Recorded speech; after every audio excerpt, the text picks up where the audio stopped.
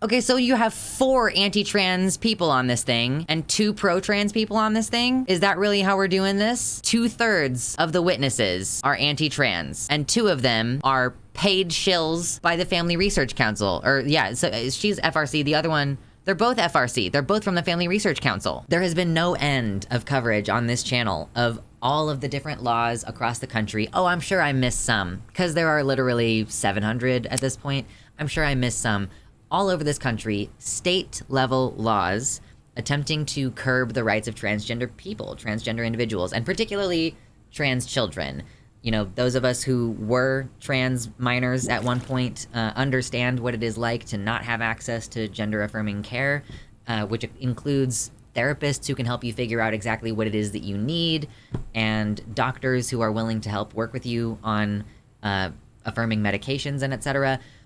We all know what that experience is like of not knowing what to do and not having that resource. There has been a brief time of social acceptance, very, very, very brief time of social acceptance of trans people, and the idea of transgender children entering the public consciousness has fueled this like right-wing backlash, right? It has been devastating to see all across this country how just trans people's rights are being attacked in numerous different ways, and especially trans children. So this is their wedge thing. This is how they get their foot in the door to attacking trans care in general. There have been documents leaked that indicate like their actual internal communications that say that explicitly, that they start with children and then they say, oh, well, maybe up to age 21. Oh, well, maybe up to age 25. Oh, well, maybe you don't deserve it at all. And there was a case recently where a judge ruled that, like, you know, there was the abortion is not like part of the traditions of this country.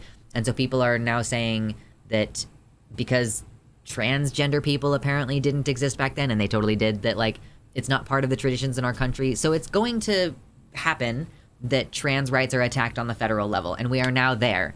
That's where we are now, where they're having a meeting at the House Judiciary Subcommittee, like a hearing, topics including gender dysphoria, Title IX in women's sports, and parental decision-making around gender-affirming care. This is like advocates for and against gender-affirming care for minors testifying. And it is, as far as I understand it, going to be as frustrating as you think it will be.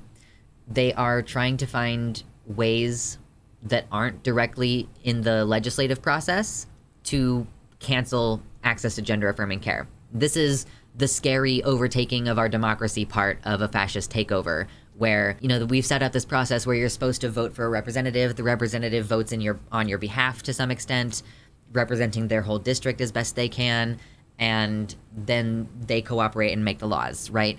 But executive power is being deployed to circumvent that democratic Republican process. And so this is a direct undermining of the American institution, as it claims to work in any case. So that's where we're at. And we're going to go ahead and watch this, and it's going to be kind of a long segment, I imagine, because the video itself is like 2 hours long. We are going to watch it on a quicker speed. So I want to point out first, as Mama Mephistopheles pointed out, Marjorie Taylor Greene was brought in to this meeting to introduce the anti-trans witnesses, and a Democrat pointed out that this would have required unanimous consent from the committee, which Marjorie did not have. So Marjorie was removed. All right, let's see what this is all about. Before I provide a few opening remarks, I'm going to play a 2-minute excerpt of a podcast interview with an individual named Dr. Blair Peters. He calls himself the queer surgeon, and he boasts about the shocking, fully experimental, irreversible, and life-altering invasive procedures that he and others are performing on children to surgically modify their genitals. I want everyone to hear this in his own words, not mine, and take special note of the frank admission that no one has published any studies on these shocking procedures, and they are, quote, as he says, just kind of learning and figuring out what works, unquote. Later in this video, he admits to performing, quote, huge reconstructive surgery, rearranging anatomy, and then acknowledges that they know almost nothing about the outcomes for these children. And, quote, he says, we'll know more in 5... I don't actually think that any of this is true. Like, I would not be surprised to find out that this was an entirely fabricated piece of information, because we've been doing phalloplasty for trans people since like 1946, I think was the first one, like nearly 100 years. And yeah, and like also, again, they're all gonna, let's just say it from the beginning, they're all going to hammer on this idea of surgery on children. Meanwhile, every single one of these trans care bans presents an exception for intersex babies. So if your baby is born with non-normative genitalia and you perform like a vaginoplasty on them to try to normalize them and make them like sexable to their future husband, it's, you know, quote unquote, unquote, unquote, that's all okay according to these people. Rearranging anatomy is definitely a lie for minors beyond maybe top surgery in extreme circumstances at 16 with parental consent. Of course, as usual, as always, they don't really do bottom surgery on children for trans-related reasons, unless it is extremely rare circumstances where the child is very, very suicidal, right? It's extremely rare, but they don't care about any of that. They don't care about facts, and we're just going to establish that up top. Let's not get too repetitive in this particular segment of coverage, but like just for the sake of saying it, they don't care about the truth. 10 years, and quote, it'll be fascinating to see how all these kids turn out. Wow. With unanimous consent, I will enter the link to this full video in the record of our hearing because everyone should watch it. It is absolutely nightmarish and surreal to hear the description of what these people are doing to the bodies of young children. Please play that clip, and I will say viewer discretion is advised. Oh, okay, we do have a clip. So 80% or so of my practice is gender-affirming surgery. So I do facial, chest surgery, and genital surgery. But the majority of my practice, and sort of what I passion-wise, is really genital surgery cases. So I do a lot of vaginoplasty and a lot of phalloplasty. I would just say they're expanding in either direction. So yeah, a lot of adolescents presenting for surgical intervention, but also a lot of people that are like in their 70s sometimes coming in for genital surgery, and then everything in between. But the adolescents for sure present some unique challenges. Obviously, there's great evidence supporting pubertal suppression for a whole variety of benefits. But the one thing that is very new is genital surgery in someone that has undergone pubertal suppression. Not so much an issue in someone with assigned female at birth anatomy that undergoes phalloplasty because we're creating something with free tissue transfer or flap anyway. But a much bigger issue for an individual that's undergoing a penile inversion vaginoplasty because we use all of that tissue to basically create the vulva as well as line the internal vaginal canal. And as a specialty, those of us that do a fairly high volume of genital gender affirming surgery, we've maybe done a handful of pubertally suppressed adolescents as a field, and no one's published on it yet. OHSU is we're just putting our first series together as we're kind of learning and figuring out what works. But it's really changing things because you don't have enough tissue to line the vaginal canal, so you either. So this person is very, very clearly saying, we've been doing these types of surgeries for a long time, and certain patients present with unique cases, like unique needs, and we still want to serve that need, but we're going to have to, figure it out a little bit, because it hasn't been prevalent for puberty blockers to be available. So most of the time, these surgeries have been done on fully pubertized genitals, like someone, with a penis, it is very small when they're a child, and then it grows exponentially essentially when they hit puberty, so yeah, if you're working with someone who had puberty blockers and their penis didn't go through that particular change, then you might have to try something else or put them on some kind of hormone or local treatment to make the material grow so that then you can have a better surgical result, right? But so they're trying to sensationalize that process as though pubertally suppressed adolescents being twisted to mean children when he's talking about adults who had puberty blockers as adolescents. Yeah. So we're not even necessarily talking about adolescents in this case. We are talking about people who had puberty blockers as adolescents, which is, of course, a new field of study. Yeah.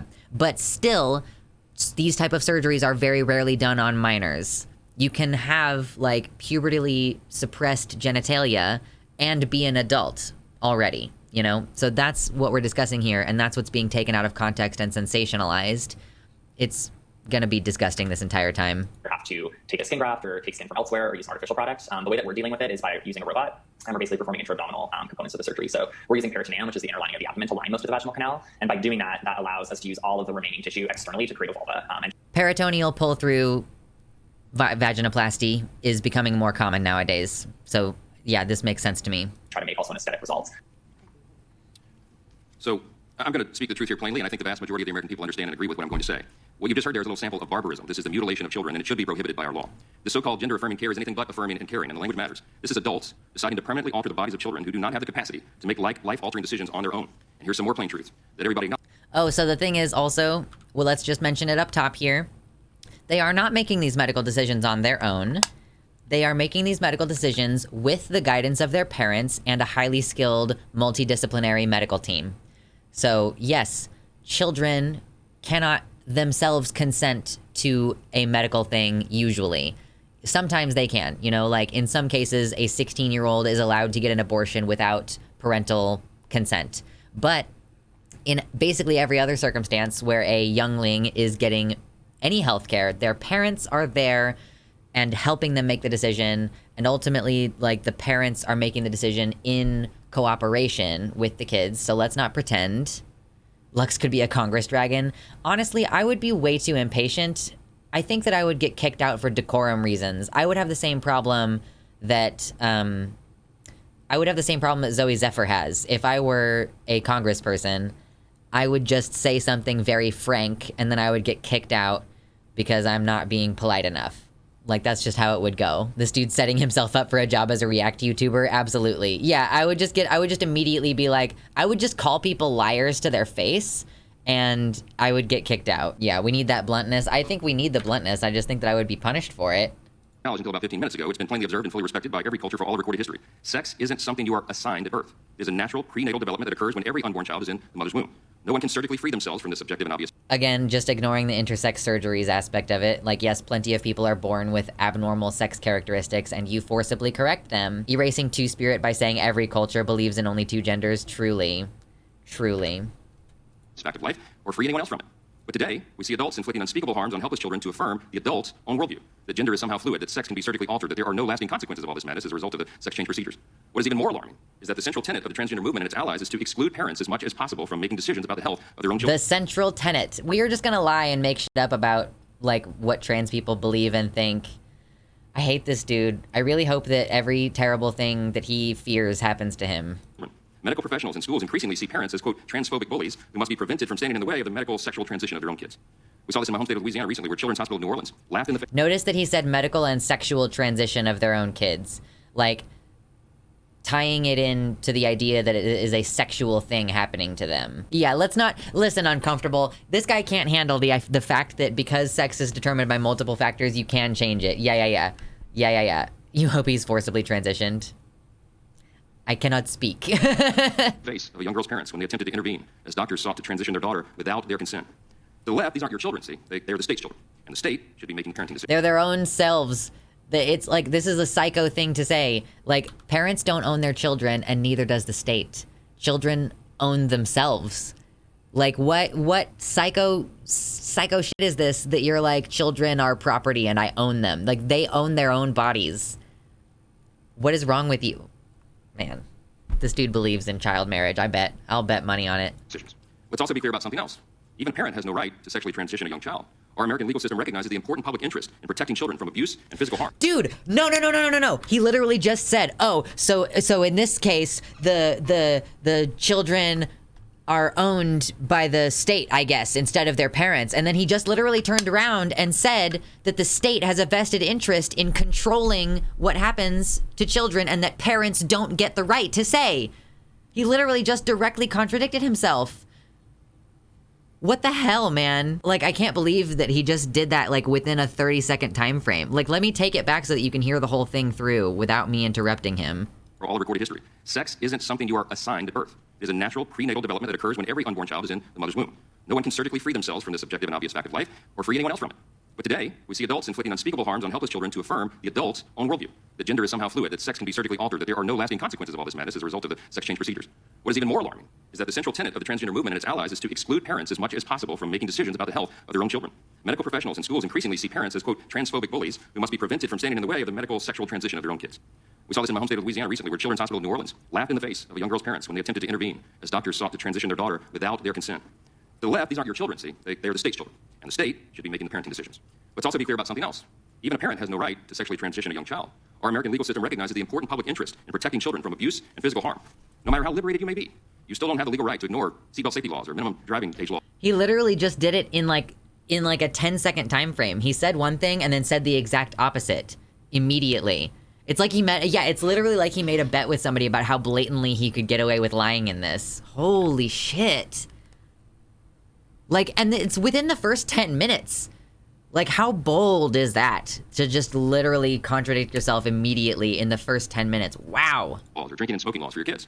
No parent has a constitutional right to injure their children. Of course, the reach of radical sexual identity politics isn't limited to young children alone. We see this extended to young adults, especially at the university level now. The modern left applauds men. Yep. So there, and he's also establishing in the first 10 minutes that they are going to come after adults. They are coming after adults because I guess if you're in college, you're not mature enough to make your own medical decisions. In women's college athletics, we see universities captured by academics advancing this ideology on students across our country. Whether it's by scalpel or by social coercion from teachers, professors, administrators, and left-wing media, it's an aggressive attempt to transition the young people of our country. They're doing this psychologically, and now they're doing it even physically. Something has gone terribly wrong, and deep down, everybody in this country knows it. Today, we want to shed light on what this problem is, and hopefully how we can address the problem. Contrary to what some of my Democrat colleagues believe, the scourge of radical gender ideology is very real. The efforts to cover up what's being done to our children are extreme, and the science is on the side of what we all know deep down is morally. Okay, you're just lying. He's just gonna lie some more. Oh, the science is definitely on the side of it. Yeah, it's not like we've been studying trans care for like literally decades, like longer than I've been alive, and I'm fucking 30. None of them believe in biology or even religion, no matter what they say. They believe in the power of assignment, of the power to tell someone else what their life will be from birth to death. Yeah, longer than my grandparents have been alive. Well, so I don't actually know. So I know that trans care is as old as the Weimar Republic, but I'm like the puberty blockers and like trans children having access to medical care it's like that's newer, but even that is older than me. Yeah, truly, these people are probably the same people who are homeschooled to believe in fucking creationism. We have a Democrat coming up next to repudiate some of this, so hopefully this is going to be a little bit less frustrating. Take it back a little bit, and here. Testimony from our witnesses as we unravel the narrative surrounding the so-called gender-affirming care. I now recognize the ranking member, the gentlewoman from Pennsylvania, Ms. Scanlon, for her opening statement. Thank you, Mr. Chairman. Let's be clear. Congress has no business interfering in parents' freedom to make decisions about appropriate medical care for their children. The idea that politicians are more qualified to judge the medical value or necessity of gender-affirming care than every major medical organization is absurd. Holding a hearing to substitute far-right ideologies for parental judgment exposes the rank hypocrisy of the party claiming to value individual freedom and small government. And so here we are before the Subcommittee on the Constitution and Limited Government. Make no mistake, today's hearing is not about protecting children or parents' rights. It's a cynical and frankly dangerous political attack on transgender children and their families, driven not by science or facts, but by polling and political strategists determined to mobilize conservative voters through fear. So let's start by setting the record straight. Gender-affirming care is safe and effective. It is supported by every major medical association, including the American Academy of Child and Adolescent Psychiatry, the American Medical Association, and the American Academy of Pediatrics, among others, representing over 1.3 million American doctors. It's just not up for debate. The partisans who characterize gender-affirming care as radical gender ideology are just repeating right-wing talking points to delegitimize critical health care.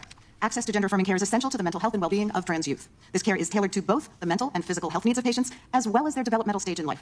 And the parents and guardians of these children are involved in every phase of decision-making. There's nothing radical about that. So when our Republican colleagues allege that gender-affirming care raises particular dangers or due process issues, that is fear-mongering at its worst. Picking on already vulnerable kids in order to stir up chaos that they hope to ride to success at the ballot box, no matter how deceitful or dangerous those claims are. As a mother of three, I certainly never found myself at my children's pediatric appointments wishing for medical advice from the House Judiciary Committee. As a member of Congress, I'm appalled by the weaponization of our legislative process to inject politicians into the personal medical decisions of our constituents' lives. I strongly oppose any effort to impose ultra-conservative political or religious views on the medical decisions of American families, whether on matters of reproductive health care or parental decisions to seek gender-affirming care for a transgender child. I know that Americans can be trusted to make their own healthcare decisions without politicians invading their doctors' offices. And I believe parents and doctors when they say that gender-affirming care has changed children's lives for the better, and in many cases even saved those lives. Parents like the mother of a trans teen from Ohio, who shared her family story with the committee. She's just so based. Like, I got nothing to say. Like, she's just cracking them out. Like, she's really doing it. I want to give her a hug. She's a badass. Yeah, I had no idea that we would have any Democrats who would speak this strongly on this. But I really do appreciate it. Yeah, her middle name is literally gay. So based. So based. She told us that because her 17-year-old trans daughter had access to evidence-based, medically necessary, gender-affirming care, puberty was just another phase of a normal and healthy adolescence. She said, and I quote, forcing her to go through the wrong puberty and seeing the impact on her body and her mental health would have been agonizing for all of us. I don't understand why we would allow politicians to make medical decisions for our children. She's right. Banning access to gender-affirming care would violate parents' due process rights, and the federal courts agree. So this is the question. Like, this is the fundamental question, I think, at this is, like, the right to due process. Like, the idea here that they're trying to enshrine is that, like, oh, children are not receiving due process of the law if they are, quote, being transitioned by the adults around them, unquote. And, like, she's trying to say that the due process rights of parents to make decisions for their children would be violated by restricting this access to care. Ironically, the Democrats are far more, for smaller government and individual liberties than the GOP. Yeah, amazing. I hate the new we care about the science pipeline of rightists to appeal to atheists. It's very disingenuous. Well, I don't want to get on a whole sidetrack about it today because it really doesn't matter at all. But, you know, Richard Dawkins has fallen off on this. And, like, I think just today even, as of recording and streaming this, he was posting about, or like what had an interview or something about how, oh, you can't change sex, or nobody is non-binary or whatever, and like if you claim otherwise you're being intellectually dishonest. I don't know, like, he's clearly fallen off, and so there is a decent portion of like, atheist people who are against trans rights. I mean, frankly, if you were around back in the day, back in 2016, you remember anti-SJW YouTube and how one of the staples of anti-SJW YouTube was being anti-non-binary? Like, there was a major conflation between the idea of being a social justice warrior and the idea of being non-binary or defending non-binary people. So there are a lot of atheists who are anti-trans. Like, Thunderfoot, major anti-theist poster, also jumped on the anti-gender train. Like, the Amazing Atheist obviously was an atheist channel, also jumped on the non-binary train. So it's not like this is new either, that there is such a thing as secular transphobia, because they will appeal to the science and, not realize that they're being intellectually dishonest. A lot of the liberal atheist culture of early mid-aughts was deeply reactionary. It's frankly no shock whatsoever that it gave way to anti-SJW rhetoric. Yeah, I was there when it happened, and it still was crazy to me. All right, let's continue. We agree that banning gender-affirming care for minors violates constitutionally protected parental rights, and that politicians should stay out of those decisions. I want to close by reminding my colleagues how much their words matter. By endorsing falsehoods and bullying tactics, members of Congress are helping to promote a culture of discrimination that has increased violence against trans kids and their parents. Cynical political opportunists should not be allowed to use the megaphone of the House Judiciary Committee to promote cruelty and disinformation, particularly when we know that it invites discrimination and abuse of trans children and their families. I must object to this callous and reckless use of this committee's time. And with that, I yield back. I now recognize the ranking member of the full committee, Mr. Nadler, for an opening statement, if he wishes. Cool. I was there, Gandalf. I was there the day the strength of the skeptics failed. Oh man, I just watched Lord of the Rings, so that's funny. Thank you very much. Bill Maher. Yeah, true. Bill Maher was like really popular back in the day, back in those aughts and around the early atheist movement or what have you. He had that movie Religulous, and then now he's very, very reactionary. By the way, this is probably going to be fairly frustrating, although I think we are going to ping back and forth between anti-trans and pro-trans, so hit like on the stream, or it's later in the future on the video. Please support your streamer. Toss a coin if you would like to, share the video as per usual, and continue joining us on this deep dive, because we're going to keep going for probably a while. This is now going to be Jerry Nadler. Mr. Chairman, today's hearing... the last speaker was Mary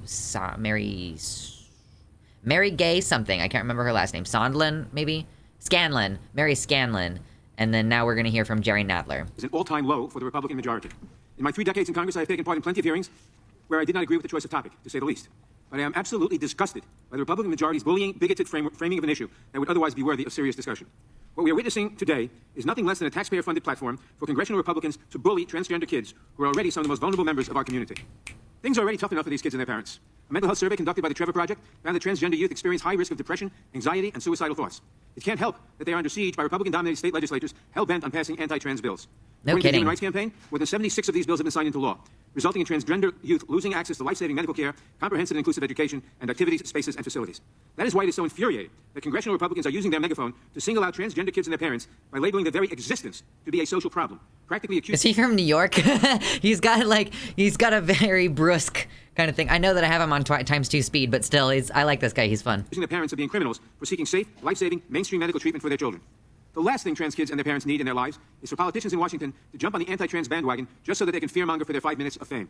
Let me be crystal clear. Oh, he is from New York. Should not stick its nose into a parent's decision to seek gender-affirming care for their children. Indeed, it is almost comical that the Republican majority of what they have named the Subcommittee on the Constitution and Limited Government is holding a hearing allegedly on due process to argue that politicians, not parents, should make decisions as to what medical treatment is best for their children. The legal theory underlying this farcical hearing is bogus, but you don't have to take my word for it. Every federal district court that has considered the constitutionality of state laws banning gender-affirming care has ruled that such bans violate parents' constitutional rights. I think that there was one that slipped through on the whole concept of like gender-affirming care isn't like a tradition of our country thing, but yeah. He's got mob connections. Don't ask me how, just a feeling. No. This is not a mob guy. This is like, is he like Jewish? I think he might be kind of Jewish, or at least he gives those kind of vibes. Not like in a bad way. I mean, but like Bernie, he kind of reminds me of Bernie. Yeah. Clip me out of context on that one for sure. That's a definite clipped. Neat.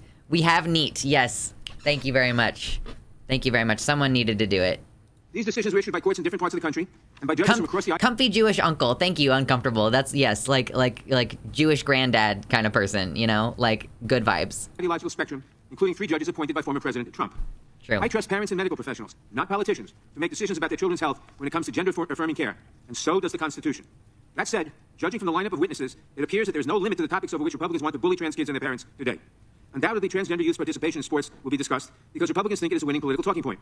But the facts do not justify the fears that Republicans and their political allies gin up over the fairness of trans girls participating in girls' athletic teams, nor the further stigma it attaches to transgender children. What recently happened in Utah illustrates my point. Last year, Republican Governor Spencer Cox vetoed a complete categorical ban on transgender kids from participating in athletics matching their gender identity, which the Utah legislature sadly overrode. In vetoing the law, Governor Cox noted in a letter explaining his decision that of the 75,000 high school kids participating in high school sports in the state, only four were transgender. And only one transgender student was playing girls' sports. I don't even need to say anything. These are I've been saying all of this for like a year, more than a year. I've been saying all of this. There are not that many trans athletes. Like, the evidence does not support discriminating against them. The Dems binged my channel before the hearing. They had to educate themselves, so they came to me. They learned it from me. Yeah, Republicans have gone so far that now the Democrats are the party of small gov. Yeah, it's gone full circle. The secret is that Republicans were never the party of small government. They were just lying. Have 75,000. Governor Cox also noted a study that showed that 86% of trans youth reported suicidality and 56% of trans youth have attempted suicide. Mm-hmm. Let those numbers sink in for a moment. A majority of trans youth in this study reported that they attempted to kill themselves. And out of 75,000 high school student athletes in the state, only 4 were transgender, an infinitesimally small minority of all high school students in Utah. Governor Cox's letter further described a sentiment that I sincerely wish his Republican colleagues on this subcommittee shared. The governor wrote, quote, "Rarely has so much fear and anger been directed at so few.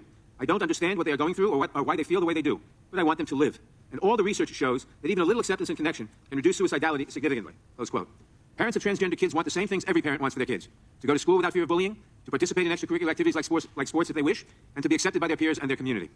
This hearing will only further put those things out of reach for those parents and their children. And far from protecting children, this hearing will only further stigmatize and endanger them, because it sends a message that transgender kids and their parents do not deserve the law's protection. To any transgender people or family members who may be watching this hearing, I want to say that Democrats on this committee see you, we appreciate you, we value you, and we will continue to fight for you. This hearing is a despicable exercise and a contemptible use of the subcommittee's time and power. I yield back. Gentleman yields back. I know that, like, you know, when Biden is like, high five, we got your back, like, that doesn't really mean a lot to me.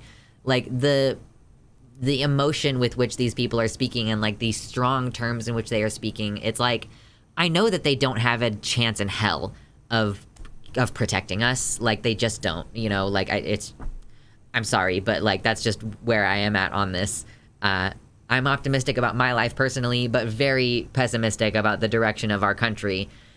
And I don't think they're going to succeed, but it does feel good at least to hear them say it, you know, and to know that they are impassioned about this. Like, you know, he's like, this is a despicable use of our time here on this committee. Like, it's ridiculous. All right, let's keep going. Without objection, all other opening statements will be included in the record, and we will now introduce today's witnesses. Ms. Paula Scanlon Witnesses. is a spokeswoman and an advisor to the Independent Women's Forum and the Independent Women's Voice. She's a former collegiate swimmer at the University of Pennsylvania, and she speaks out about what it was like for girls competing alongside and sharing a pool and locker room with a transgender woman. Ms. Chloe Cole is an advocate and someone who's experienced gender transition procedures. After being diagnosed with gender dysphoria, of course, she began Chloe to transition, Cole. and she detransitioned. So just to keep in mind, they only have like one detransitioner that they fly across the country repeatedly. And they claim that this is an epidemic, but if it were an epidemic, I feel like you should be able to find more than like the one detransitioner who like is still clearly gender dysphoric anytime you see her talk about it. Like, I couldn't find where Paula Scanlon placed compared to Leah Thomas. Or did she even race against her? I think that the issue with Paula Scanlon wasn't that she raced against Leah Thomas, but that she was forced, quote unquote, to share a bathroom or like locker room with her. Like, forced to change in the same space, like, apparently is traumatic to her. So I don't even think she raced against Leah. It was not a matter like this. It's interesting because usually when we hear about Leah Thomas, it's to do with her as a racer, but in this case, it's to do with her as a woman in the bathroom, you know? At age 17 and now speaks about her experiences. Ms. Taylor Greene had wished to note today that she had the pleasure of meeting and speaking with Ms. Cole last year when you bravely spoke out and spoke in support of her bill to protect Children's Innocent Act in front of the whole nation at a press conference. So thank you for your courage. Dr. Jennifer Bowens is serving as the director of the Center for Family Studies at the Family Research Council. Her research focuses on Family Research Council is a hate group. And advancing policies that will best serve the health and well-being of families and communities. Ms. May Melman is a senior fellow at the Independent Women's Law Center. She previously served as the Deputy Solicitor General for the state of Ohio.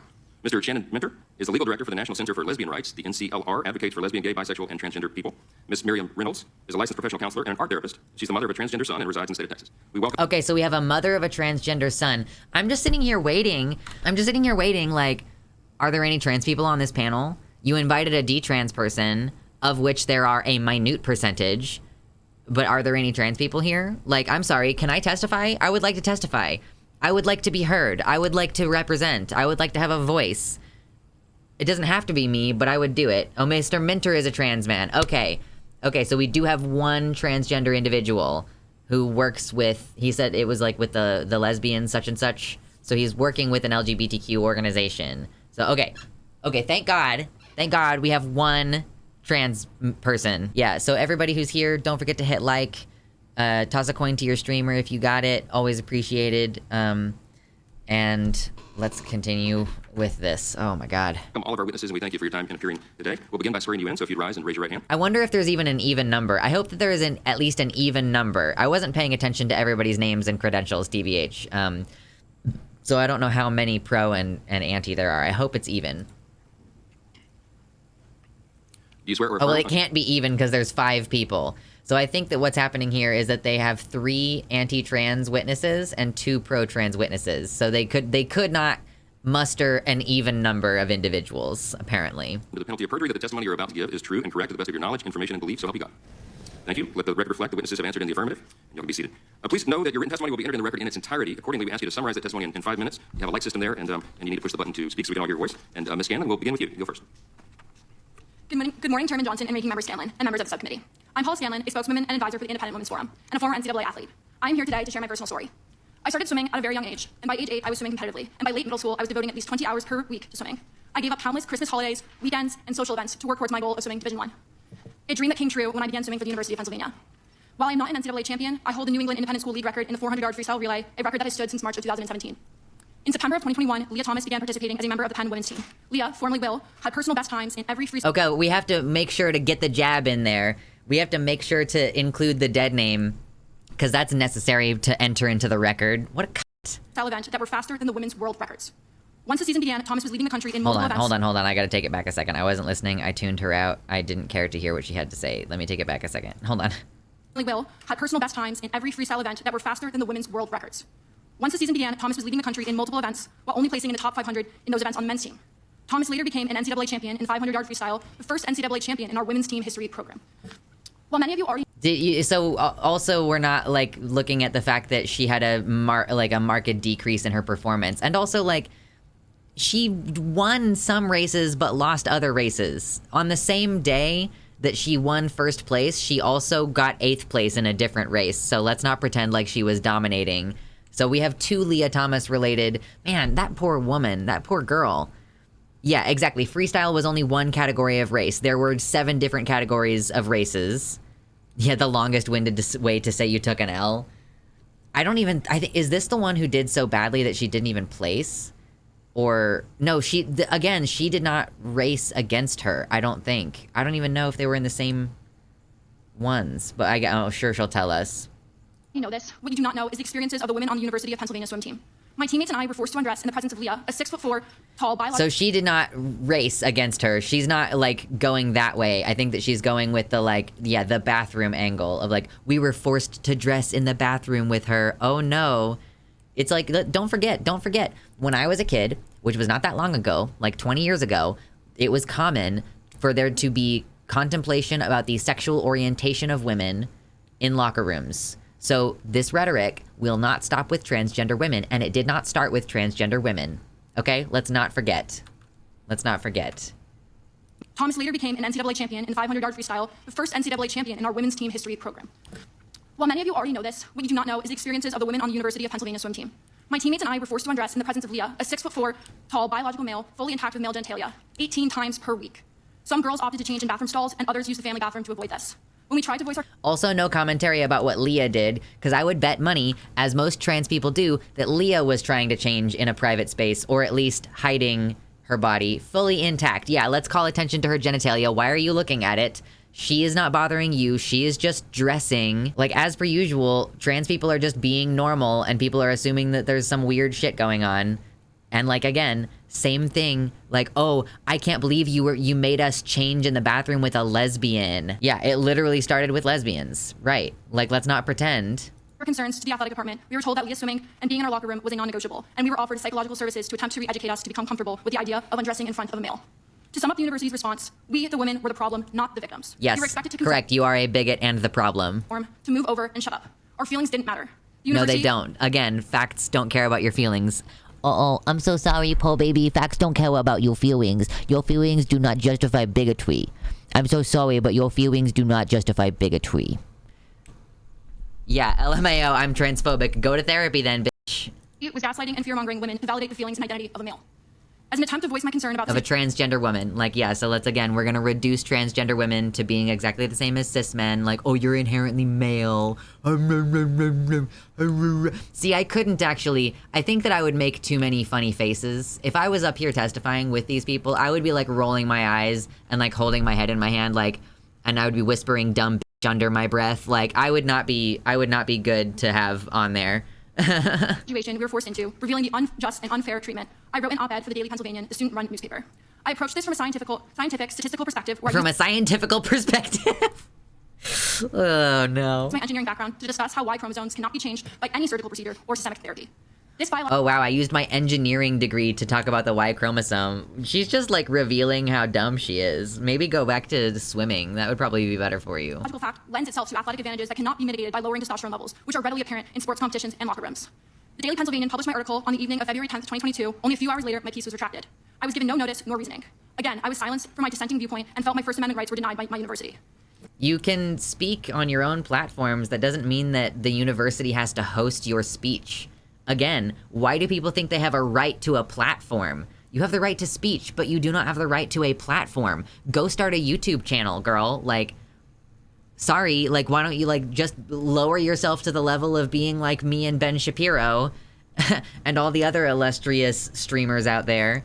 Like, chill out, girl.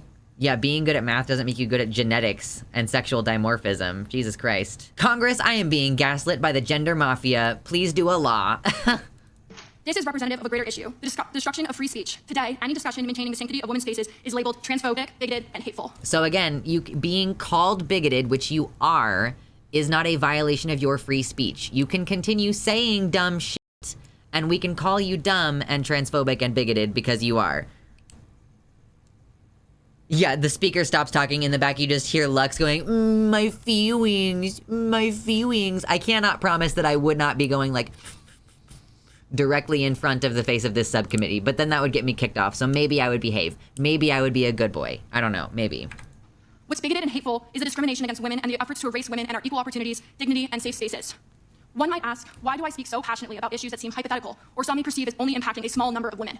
This is not hypothetical. This is real. I know women who have lost roster spots and spots on the podium. I know of women with sexual trauma who are adversely impacted by having biological males in their locker room without their consent. I know this because So, yeah, I mean... yeah, true. This girl has got some broad shoulders. Are we sure? Are we sure? She's about to use her sexual assault experience as a weapon against Leah Thomas, a woman who has done nothing to harm her. Truly, for trans people in sports, it's an epidemic. I am one of these women. I was sexually assaulted on June 3rd of 2016. I was only 16 years old. I was able to forgive my attacker, but violence against women still exists. Let us know. I forgave my attacker, but I'm going to now attack the rights of, like, transgender women who had nothing to do with my assault. She's literally like, I forgave my attacker, but I'm still going to weaponize my trauma against other people. Yeah, thank you, uncomfortable. As someone with sexual trauma, it is not justification for bigotry. And again, you were probably sexually assaulted by a man. What does Leah Thomas have to fucking do with that? Nothing. Like, stop blaming women for men's behavior. Ultimately, Paula. Jesus. Don't forget the viral Me Too movement. Oh, and yeah, too. Yeah, thank you, James. James points out accurately that transgender women have a higher rate of sexual assault than cisgender women. Cisgender women are sexually assaulted at a rate of approximately, 20%? 1 in 5. And the rate of lifetime sexual assault for transgender women is more like 33%.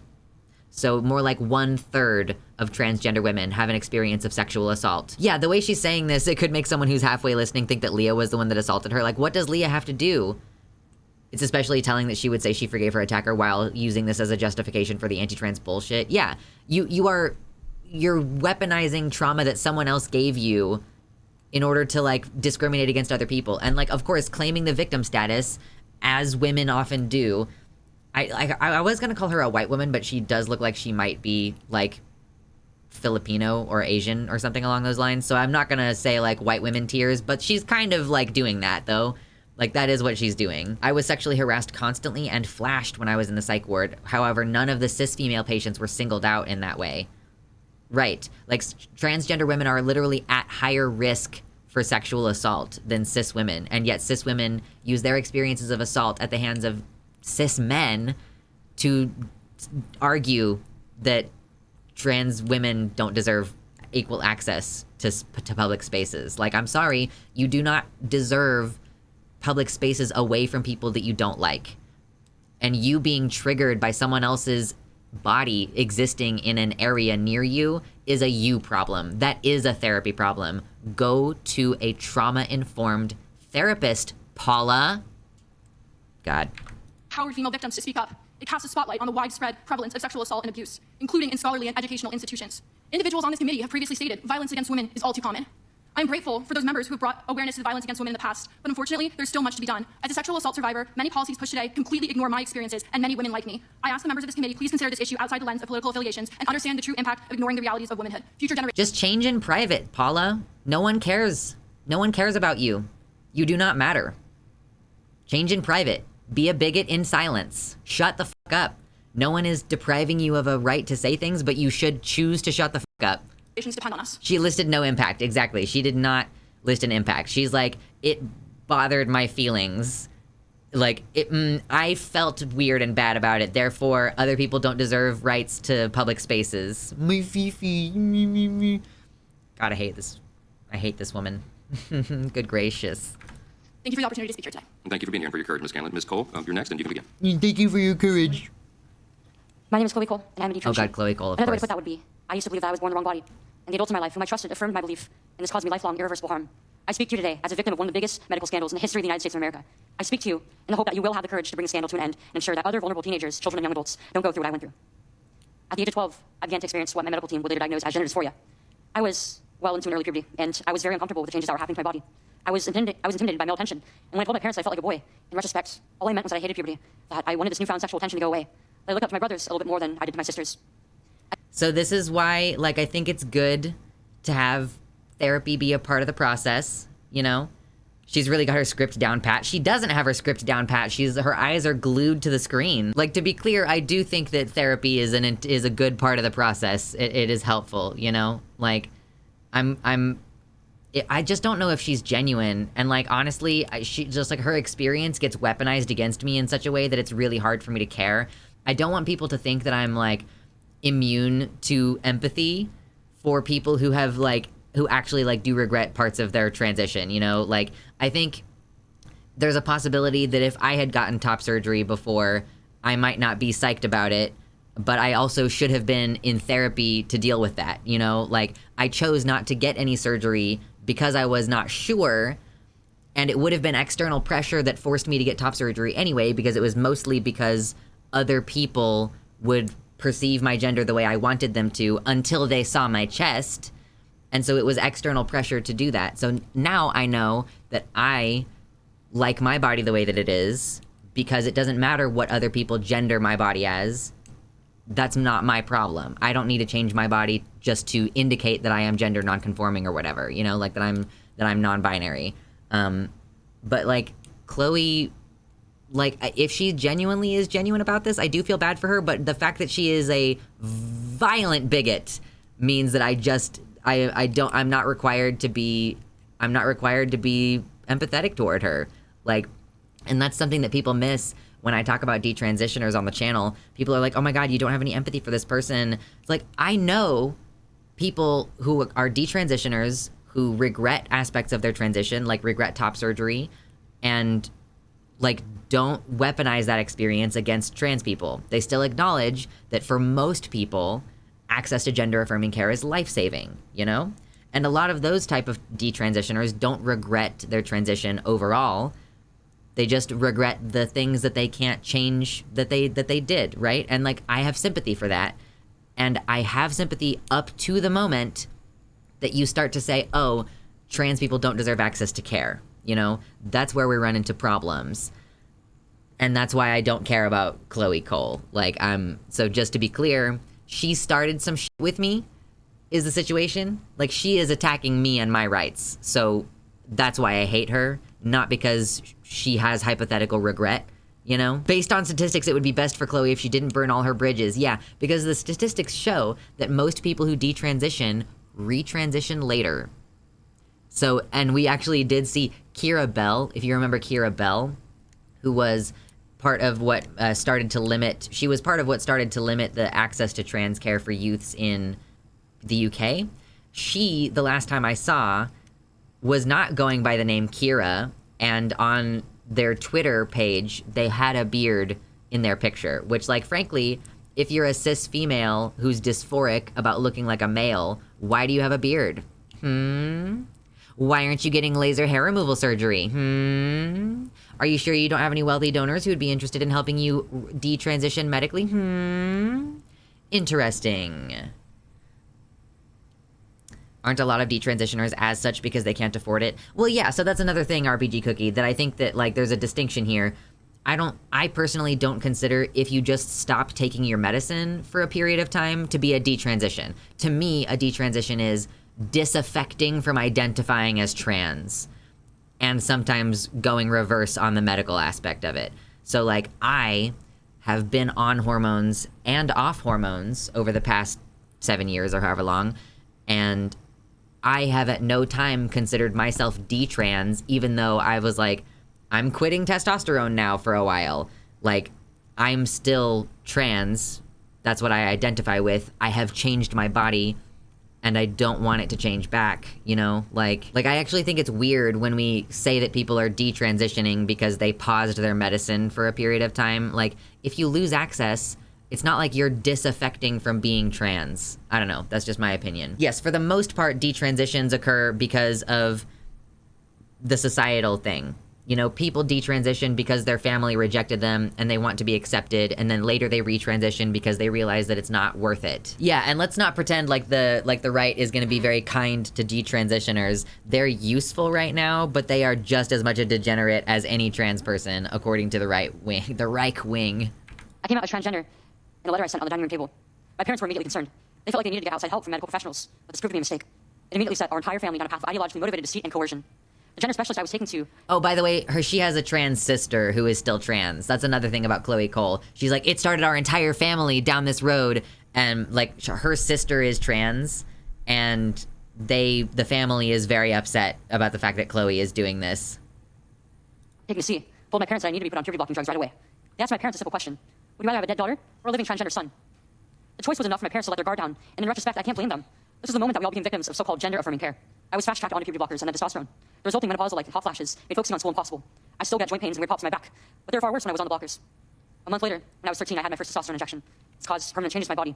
My voice will forever be deeper, my jawline sharper, my nose longer, my bone structure permanently masculinized, my Adam's apple. I really don't think that she doesn't pass. She's not even clocky, right? Like, am I crazy? She's not even clocky. It's totally fine.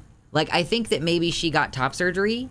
So, yeah, I can understand being upset about that, you know. You know, you can get implants, but obviously it's like, you know, women who get mastectomies have the same kind of problem, like where they, like, for cancer reasons, you know, they have to do reconstructive surgery and everything. And I get it. It's, like, difficult if you do genuinely identify as a woman. Does anyone know how she's claiming the joint pain was caused by transitioning? I mean, frankly, a lot of trans people have connective tissue disorders. So when the video is this fast forwarded, no, it's just 2 hours long. We don't have time to do it at 1x speed. But yeah, I mean, I would really just bet that she, like many other trans people, has a connective tissue disorder, and that it just started to manifest itself, and she started to notice when she was a teenager because she became more aware of her body, as a lot of people do. Like, I didn't notice that I had a connective tissue disorder until my adulthood because I was not tuned into my body. Yeah, this medieval peasant level understanding of cause and effect. I was on a medication and some completely unrelated thing started to happen, and I'm gonna blame it on that. More prominent, my fertility unknown.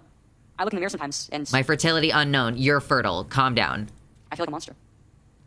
I had a double mastectomy at 15. They tested my amputated breast for cancer. And I was cancer-free, of course. I was perfectly healthy. There was nothing wrong with my still developing body. or my breasts, other than that, as an insecure teenage girl. I felt awkward about it. After my breasts were taken away from me, the tissue was incinerated. Before I was able to legally drive, I had a huge part of my future womanhood taken from me. I will never be able to breastfeed.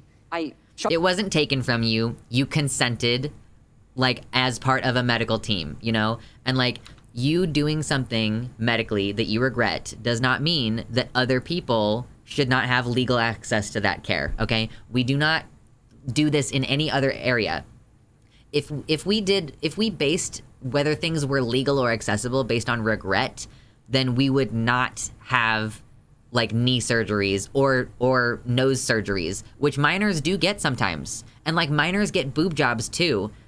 And people often regret those. But, like, you know, but if it's cis-affirming, you know, if you were assigned female and you go with your mommy and it's a little girl's day to go down to the plastic surgeon's office and get your boobies bigger, like, again, these people don't care about that. These people just don't acknowledge the areas where teens do make permanent decisions about their bodies with their parental consent, and that the regret rate is much higher for all these other things.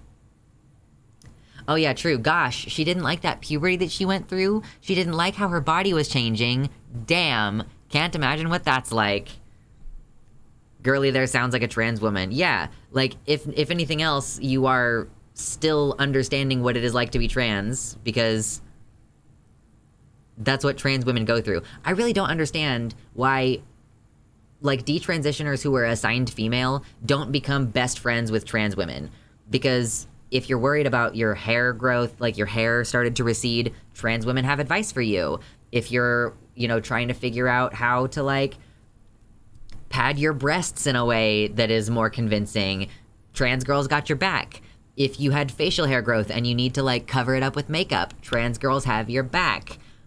Why are you rejecting all of this help that would be present for you? Anyway, fucking Chloe Cole. Struggle to look at myself in the mirror at times. I still struggle to this day with sexual dysfunction, and I have massive scars across my chest, and the skin grafts that they took in my nipples are weeping fluid today, and they're grafted into a more masculine positioning, they said. After surgery... How are your nipples still weeping fluid when you got surgery when you were, like, 15? There's no way. There's no way. I'm sorry, that's a lie. I'm sorry, but that's a lie. If your nipple grafts after, like, how old is she? In her 20s? In her late teen, like, maybe she's 19, 20? After, like, 5 years, if your nipples are still not healed, they would have already fallen off by then. Like, there's no way. Yeah, true, people regret getting married, but the right wing doesn't say no marriage allowed. They're not trying to raise the age of marriage to 25. In fact, they're trying to lower it in many cases. Literally, Chloe's entire grift shows that the right acknowledges that gender dysphoria exists, and it's awful, and they just do not care about the trans people who go through it. They will let 200 trans people suffer in dysphoria if it means saving one cis person from dysphoria. It is inherently cis supremacist. Yeah, that's a really good point, Mama. Like, they understand that gender dysphoria is terrible. Like, they think, like, oh, they are imagining a hypothetical little girl who is like, her parents are forcing her to cut her hair and make her identify as a boy because of gender ideology. But when that exact same thing happens to a transgender girl, like, who wants to grow her hair out, but her parents force her to cut it, like, a lot of trans girls, like, haven't gotten a haircut in, like, 10 years because of the trauma that they have from being forced to cut their hair as children. And it really, even for cis kids, having your hair cut without your consent is, like, it can be traumatizing. Kids cry, they get really upset. Imagine, like, that gender aspect of it on top of that, you know? The nips are secreting Teenage Mutant Ninja Turtle ooze to this very day. True, My grades in Numenal. school plummeted. Everything that I went through did nothing to address my underlying mental health issues that I had. And my doctors, with their theories on gender, thought that all my problems would go away as soon as I was surgically transformed into something that vaguely resembled a boy. Their theories were wrong. The drugs and surgeries changed my body, but they did not and could not change the basic reality that I am and forever will be a female.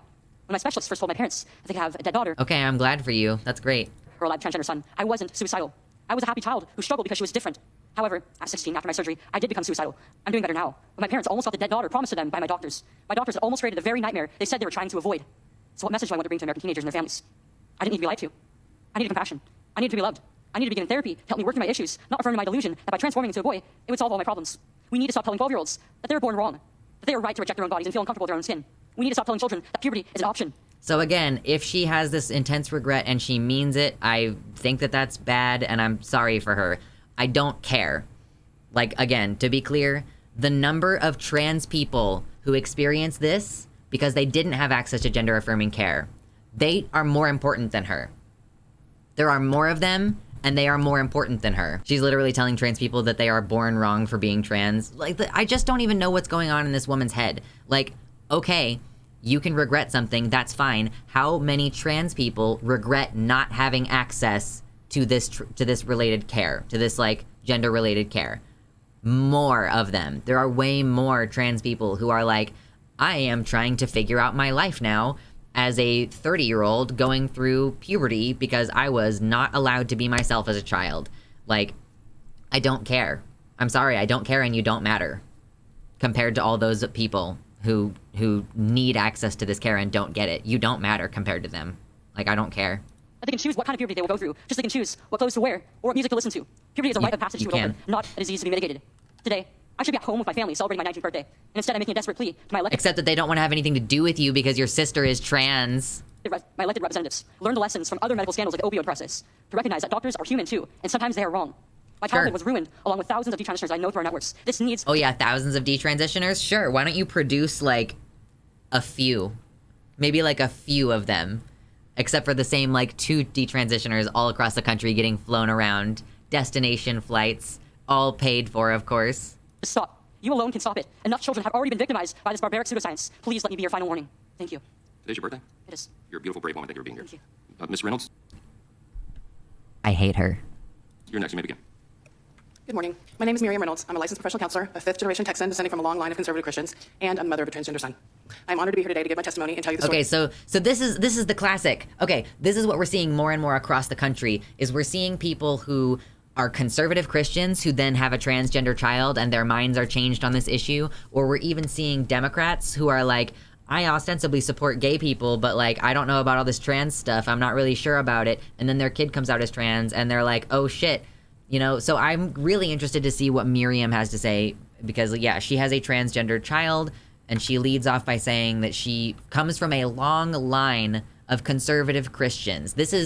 She's basically saying, like, I have had to rethink my entire worldview in order to deal with this and accept my son. So, yeah, imagine actually loving your child enough to accept them.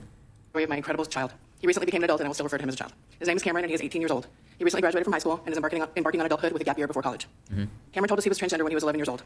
He was clearly dealing with something, but we didn't know what it was or how to help him. But then he told us. My husband and I had the same instinct to tell him that we love him no matter what and always will be there for him. We knew we needed to affirm him from our years in working with foster youth. But we had no idea what to do next. We were scared. We didn't know anyone who had a trans child. We had never even heard of gender affirming care. I prayed that it was a phase, but already knew that it wasn't. The signs had been there all along. Yeah, she's like, I prayed that it was a phase. And then we realized that it was not a phase, you know? We just didn't understand them. We thought he was a tomboy. He refused to wear anything pink or girly and was the only girl on the boys' football team for many years. His best friends were always boys. There were a lot of signs looking back. As parents, all we really want for our children is for them to be happy and healthy. Prior to receiving gender-affirming care and socially transitioning, my child was not happy and was not able to be his true self. I didn't want him to have to face the struggles of being transgender, but I did want him to be happy and himself. At times, I grieved my little girl and felt as if she were... like, acknowledging that I did not want my child to go through the difficulties of being trans, but obviously, like, not having access to transition was making them quite unhappy. Hit like if you agree that trans kids are much happier after they get access to gender-affirming care, because they are, by and large. We're gone. It was hard on me at first, but I was able to put my child's needs before my feelings and find him the care he needed. I could see that my child was happier and felt more and more comfortable the more he was affirmed. We were living in Colorado at the time, and through some research found a comprehensive program at a local hospital that provided health care to trans kids. We found him a counselor immediately, began trying to provide him with the best health care we could find. We felt very fortunate to have access to a multidisciplinary team of professionals who could help us figure out what options we... Okay, true, yeah. So she started with counseling, and they had a multidisciplinary team. In my notes, I'd written under Chloe's timestamp. It's also apparently her birthday, which is just sad. Yeah, like, imagine being so dedicated to the grift that you go to fucking Congress on your birthday. We had for Cameron's healthcare. I could not imagine having to manage legal restrictions of medical care in addition to talking to our extended family, all while learning ourselves about treatment options and caring for our child. Later that year, we decided to move to Texas. We began researching leading programs in the field of trans healthcare and were able to find a similar program. We chose to move to a town based on proximity to the clinic. We knew we needed the support of experts. We had an appointment scheduled before we even arrived in Texas or had any idea of our health insurance coverage. Our multidisciplinary team at the clinic consisted of physicians, nurses, social workers, psychologists, medical students, my son's counselor, the school counselor, my husband and I as parents, decision makers, and my son as a patient. We filled out many, many surveys and questionnaires. Myself, Cameron, and his dad were all required to do so. We had extensive interviews with social workers and psychologists who had requested a letter from Cameron's previous provider prior to our first appointment. The intake process was lengthy and meticulous. The process was daunting, but I was grateful that the team was so thorough. I want to make it clear that the care we received was slow, very thoughtful, provided with the utmost care and consideration. There was no rush, absolutely no coercion, lots and lots of double checking and making sure we were all on the same page. At the time, Cameron felt it was all moving too slowly. In retrospect, we can see clearly that it was the best thing for us to move so slowly on medical intervention so we could properly weigh the pros and cons. My son was asked at every appointment if he wanted to stop treatment or if he had any concerns about treatment whatsoever. Counseling was taking place the entire time. Cameron's counselor would also meet with the doctor and my husband and I before medical interventions were decided upon. The interventions my son has had with extreme consideration, consent, and discussion have been counseling first and foremost, puberty blockers, and hormone therapy. We have not even considered any kind of surgery. So counseling, puberty blockers, and hormone therapy. This has been a rigorous process. Like she's saying, it's a multidisciplinary team. We're going, it's been a lengthy process. He hasn't had surgery yet. He's now 18. Her son is now 18 and has not had any surgery because that has not been considered like necessary in his care so far, right? My child is 18. If any physician or member of the treatment team had suggested surgery to us when Cameron was a child, we would have said no thank you and immediately gotten a second or third opinion.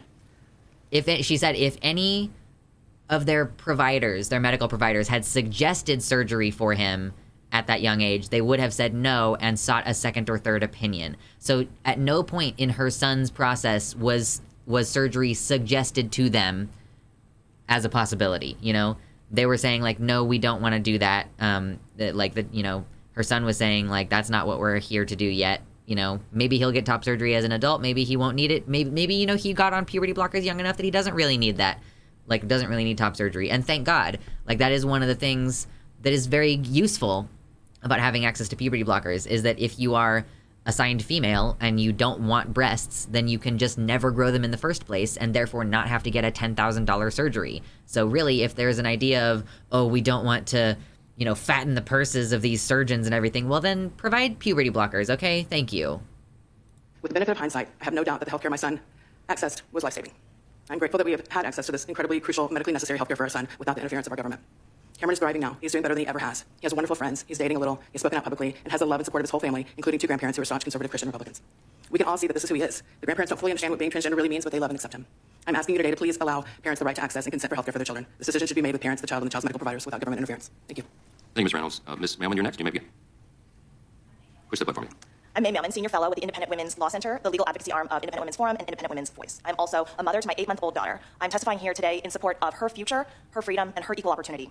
My fellow panelists have covered the pernicious effects of gender ideology on children and their futures. Gender ideology. I'm here to address Yeah, note that Mike Johnson thanked Paula Scanlon and Chloe Cole for their bravery. He did not do the same for Miriam Reynolds. This mother who did the years and years of work and endured the bigotry of conservatives to do what was best for her child because she actually loves him. Right. Yeah, there was no like, thank you for your bravery, because I guess her bravery just doesn't count. Yeah, Ms. Mailman, right? May Mailman. That's from back when surnames were like job descriptions. Some ancestor of hers was a mailman, I guess. another way in which gender ideology destroys women and girls, and that is by dissolving legal protections for women in athletics. Sure. Until recently, female student athletes might have thought that they were protected by Title IX of the Education Amendments of 1972, and they were. That's because Title IX is very simple. It prohibits discrimination on the basis of sex in programs run by schools that accept federal money, and that's basically all of them. And those programs include sports. Title IX recognizes that providing equal opportunity for the sexes can mean recognizing inherent differences between the sexes. That's why the Title IX statute explicitly allows schools to provide different living arrangements for the sexes. So too in sports. In introducing Title IX, Senator Birch Bayh explained that Title IX would not require sticking women on men's football teams. And that's why Congress explicitly asked that the initial Title IX regulations include reasonable provisions considering the nature of particular sports. And so for 50 years, the Title IX athletics regulation has explicitly permitted sex-based teams where selections for such teams is based on competitive skill or involves a contact sport. Importantly, the regulations also require that schools must provide equal opportunities for members of both sexes. Unfortunately, in April of this year, the Department of Education proposed a rule that, if adopted, would flip Title IX on its head. The proposed rule would modify the athletic regulation to let schools compete on teams consistent with their gender identity unless a particular school can demonstrate to the satisfaction of the Department of Education that this policy would be too unfair or unsafe. In other words, women are no longer granted female sports teams as a given. We have to prove that we need it. Of course, we do need it. Studies show that even testosterone suppression cannot eliminate the male advantage. So again, we've talked about this on stream before and in videos before, and I just want to clarify, women can be competitive, like cis women can be competitive against cis men. And like, frankly, the fact that they're in separate leagues is part of what makes their performance, like, on average, lower. If you sit down two groups of girls to take a test, a math test, and while you're doing the description of the setup for one group of girls, you mention, so we're going to do this math test, and generally girls score a little bit lower on this than boys. And then you have another group of girls who you don't say that to when you're prepping them for the math test. The group that you said girls are bad at math to, they do worse on the same questions, the same test. Like, so literally, if you just have the mentality that you're bad at something, you'll be bad at it. Yes, she's from the Family Research Council, which is a dark money funded think tank along the lines of the Heritage Foundation and the ADF. Their job is to launder talking points by creating bunk studies and writing bigoted legislation templates. Like this, it's just a bunch of fake shit. She's like, I'm arguing on a hypothetical. That's her whole deal, is she's arguing on a hypothetical because there is no concrete evidence. There is really no evidence at this point that trans women have a significant advantage over cis women in sports after a certain amount of time on testosterone blockers. Like, after a while on hormones, your bodies are basically the same. Your performance is basically the same. The biggest difference between women's and men's athletics is in the funding. That's another reason why women's athletics suffers, is because they don't have as good of coaches. They don't have as good of facilities and equipment. That's one of the biggest predictors of sports outcomes, is whether you have good funding for the program. So yeah, let's just address the lies. Let's just address these lies. Except schools are not going to be allowed to say that, as a general matter, post-pubescent biological males playing women's sports puts female athletes at risk of injury and losing playing time, medals, and privacy. No, schools are going to have to prove to federal bureaucrats that allowing a biological male on a women's team would be unfair or unsafe in this particular sport with respect to these particular athletes. They're not biologically male. No school is going to want to take on that litigation risk, and so schools are going to allow biological males to compete on women's sports. This will directly and overwhelmingly harm female athletes who are far more likely to be displaced by a male athlete than vice versa. Okay, so trans women can already play on all these sports. It's not like we're newly making this legal again. They are able to do this already, and we have not shown that women, like cis women or women's sports in general, are collapsing under the weight of male invasion. There's no evidence of this. I wonder if she's on the other side of the witness table from Ms. Reynolds because she doesn't want the loving your kid stuff to actually rub off on her. True. And far more likely to face risks in private spaces like locker rooms. And even if it were a good idea to reduce educational opportunities for women like this, the Department of Education may not do so unless this body has authorized it. But Congress has done no such thing. The Department of Education says that the Supreme Court's decision in Bostick versus Clayton County means it can pretend that Title IX addresses gender identity. But the Department of Education is wrong. In Bostick, the Supreme Court said that Title VII of the Civil Rights Act prohibits employers from firing someone just because they are transgender. The decision says that an employee's sex is not relevant to the selection, evaluation, or compensation of employees. Athletics and education, however, is governed by a different law, Title IX. And when it comes to athletics, sex is not only relevant, it is often dispositive. As superstar Serena Williams said, men's and women's tennis are completely different sports. We live in a nation of laws and not bureaucratic command. That means the Department of Education must find its authorities in the laws that this legislative body has considered and passed. It may not use gender ideology to twist a simple anti-discrimination statute into a statute that reduces opportunities for women. Thank you. Thank you, Ms. Again, not reducing opportunities for women, and also fuck trans women's opportunities, I guess, as per usual. Mailman, Mr. Minter, now you may begin. Thank you. My name is Shannon Minter. I'm the legal director of NCLR. It's a legal organization that represents LGBTQ people. For my 30 years with NCLR, 20 years as its legal director. I've represented many transgender young people in cases involving discrimination and harassment in schools. And so Minter is a lawyer. Shannon Minter is a lawyer, I think, a legal director at the National Center for Lesbian Rights. And he is a transgender man, according to people in the chat. Welfare system, the healthcare system, other areas. Recently, I've been involved in federal challenges to state laws that ban medical care for transgender young people and completely ban them from school sports. I really appreciate the opportunity to address this committee. Parents should have the freedom to make healthcare decisions for their transgender children. Parents want what's best for their children. Americans differ about a lot of things, but some people just walked out. Who just walked out? Point on which we strongly agree, and that is that parents, not the government, are best situated to make medical decisions for their own children. There's a lot of misinformation about transgender children, youth and adolescents. Gender dysphoria is very rare, less than 1% of the population. Most people in this country don't know a transgender person, much less have they met parents with transgender children. For most people, most legislators, this seems like a new issue, but medical care for transgender adolescents has been available for more than 20 years. The very same medications being prescribed for transgender youth have been prescribed for other young people for other conditions for more than 40 years. There is a substantial body of research that shows these treatments work. They improve mental health outcomes, quality of life, social relationships, family relationships. They dramatically reduce suicidality. One federal judge, after a full trial, said there is now extensive clinical evidence showing excellent results for these treatments. The medical standards for these treatments, as has been noted, have been endorsed by every major medical association in this country: American Medical Association, American Academy of Pediatrics, American Psychological Association, many more. These standards are evidence-based. They require a rigorous multidisciplinary assessment before diagnosing a child with gender dysphoria. They take a conservative approach to treatment. Those standards have been in place for a long time. They are not new. What is new is this recent massive overreach by state lawmakers to ban medical care for transgender youth. These laws, these recently passed state laws, they prevent doctors from doing their job. They prevent parents from getting the medical care that their children need. And that is why every federal district court, all 6 of them, after hearing all of the evidence, have concluded these bans violate parents' rights, they violate equal protection, and the claims they put forward to justify the bans have no basis. These decisions, has been noted, been issued by a wide range of judges: Arkansas, Alabama, Florida, Indiana, Kentucky, Tennessee. In every case, the state officials supporting these bans had every opportunity to back up their false claims with actual evidence. Each case, they have failed. These bans pose a serious threat to the health and safety of transgender young people across the country, and I urge the members of this committee to reject any federal attempts to replicate that harm.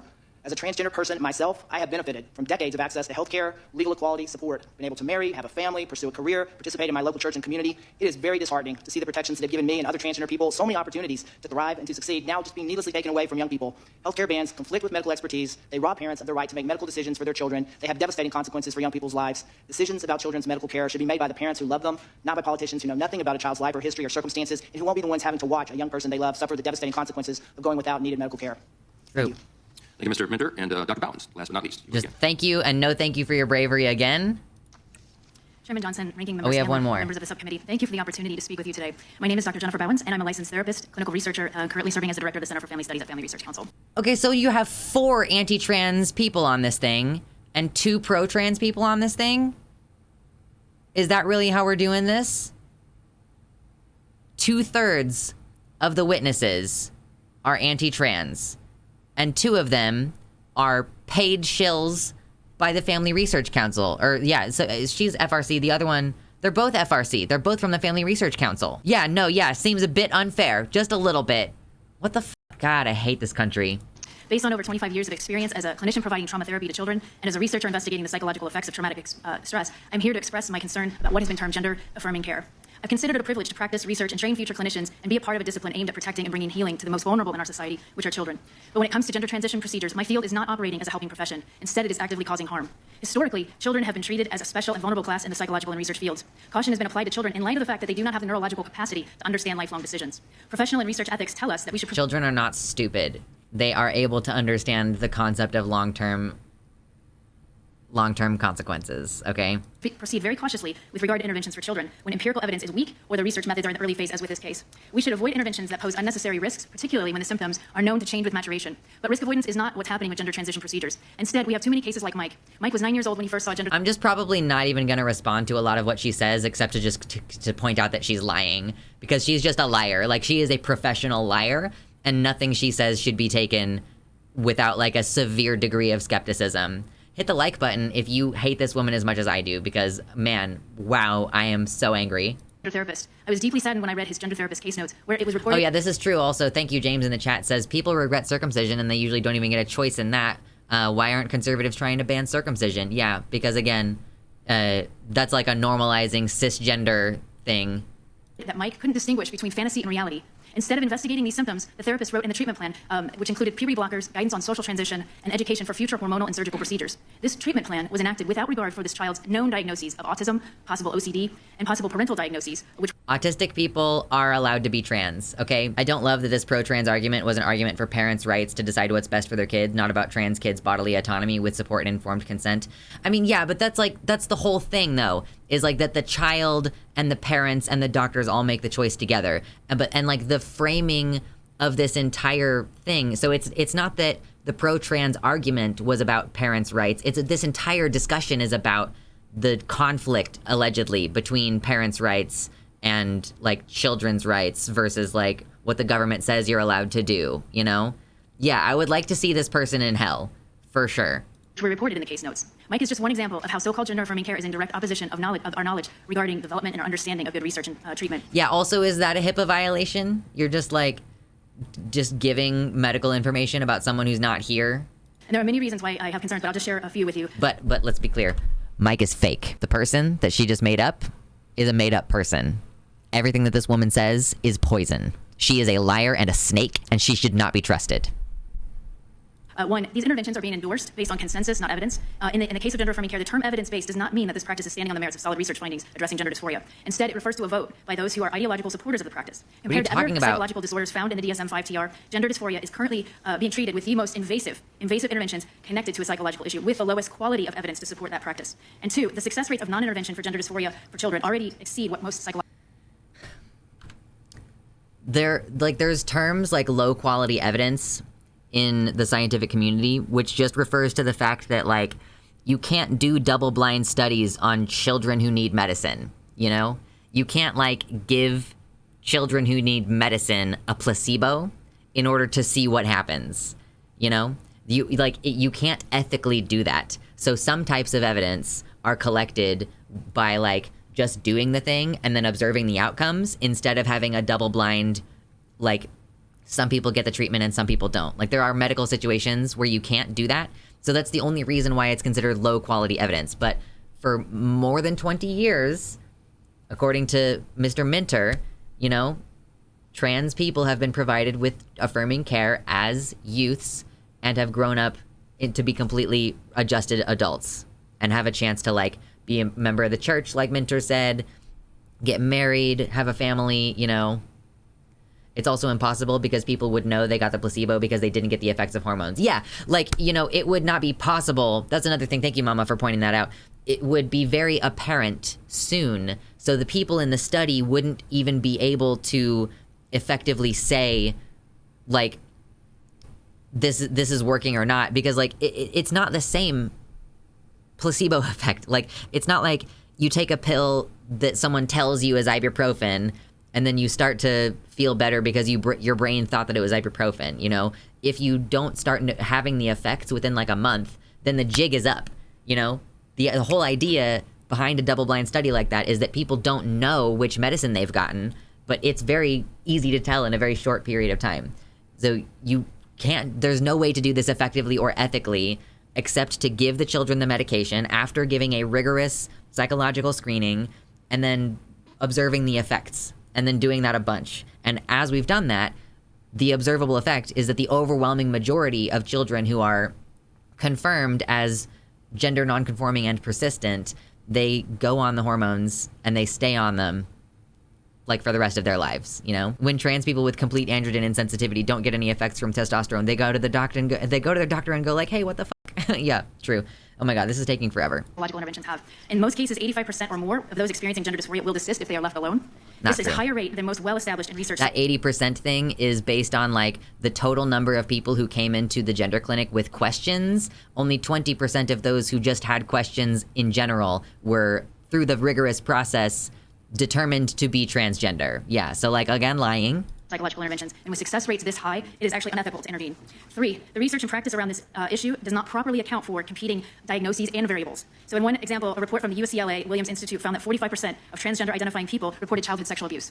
As a trauma clinician, I can tell you that when someone experiences sexual trauma, it is not uncommon for that person to hate parts of their body or want to get rid of those aspects of themselves that made them vulnerable to abuse. And 4, it is often claimed that a failure to provide these interventions increases the risk. So again, the idea that being sexually abused made you trans instead of like the fact that you were intrinsically transgender made you vulnerable as a child, you know? Like, just the causation relationship that she's putting forth here. Like, yeah, the idea that, and this is especially an idea that's used to attack transgender men, the idea that, you know, you were raped as a child or whatever, or you were sexually assaulted as a teenager, and therefore you reject your womanhood because it was what made you a victim. Success rate was the child not being trans. Is that what she said? I missed it. I'm not going to go back. There's too much. For suicide. This approach is actually unethical, and it's a clear departure from the practice of empowerment and self-management, which are important goals of mental health practice. This claim is There's also a not car alarm. supported by the literature. Despite years of empirical study, there is no definitive understanding of the etiology in the suicide literature.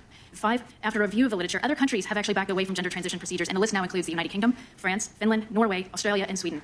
Yeah, places where trans people are being deprived of care and are committing suicide on years-long wait lists. Those are great examples. 6, and last, gendered affirming care has created a monopoly on treatment options, as it demands that it is the only way to treat gender dysphoria. By comparison, It literally is. Like, gender dysphoria doesn't resolve unless it receives treatment. Thanks. Hit the like button if you agree. we can look at Cochrane collaboration, for example. There are 245 meta-analytic reviews of varied treatment options for depression. Yet when it comes to gender dysphoria, there's only one path currently prescribed to help someone, and that's Yeah, it literally, because gender dysphoria is only resolved by resolving the thing that's your gender is not being perceived correctly by other people and your body doesn't match your body-brain map thing. Yeah, it's literally the only way to treat gender dysphoria. Sorry. someone else. Researchers and clinicians should be innovating solutions to heal distress, not coercing kids onto a path that tells them that they need to remove or change physical parts of who they are in order to be whole. This is why I'm calling on you to act on behalf of children. Thank you.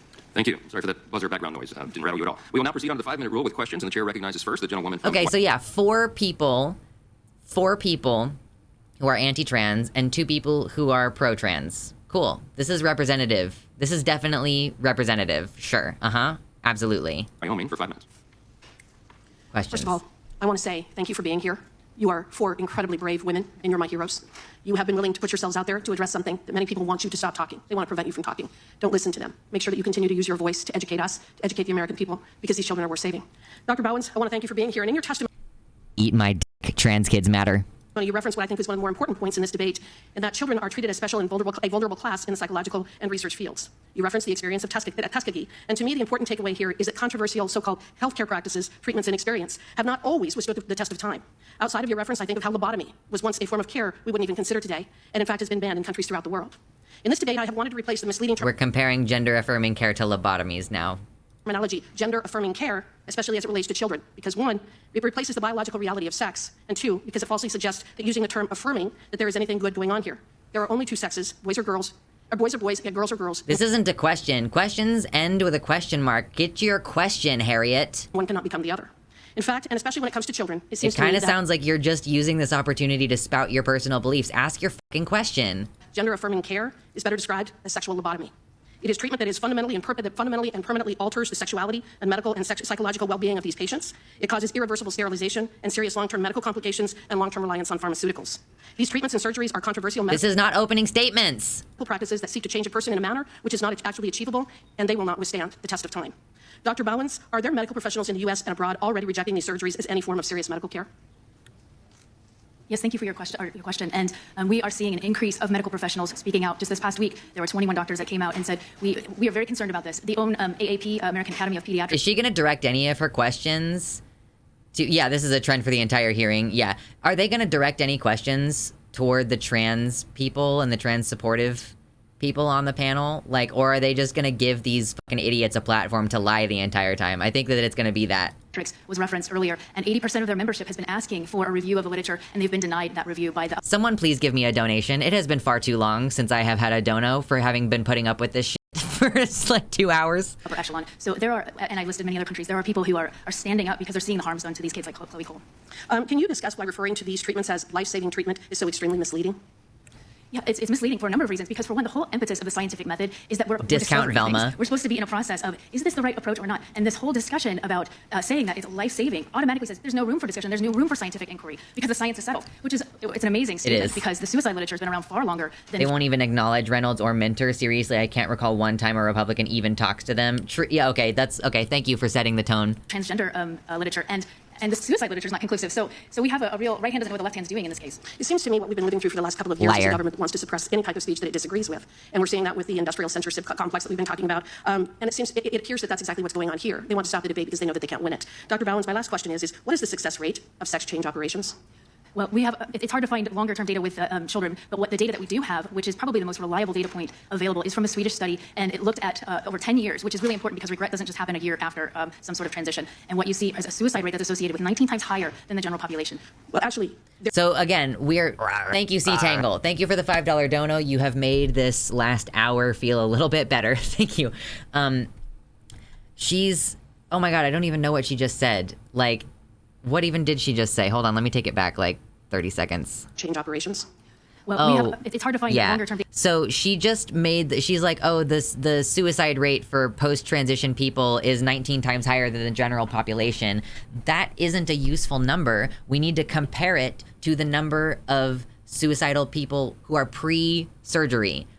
You got to compare trans people to trans people, pre and post-surgery. Because yes, trans people on the whole, whether they're pre or post-surgery, have an increased suicide risk because of like a lack of social acceptance. Like, as per usual, it's transphobia and not something intrinsically about being trans, which is the problem.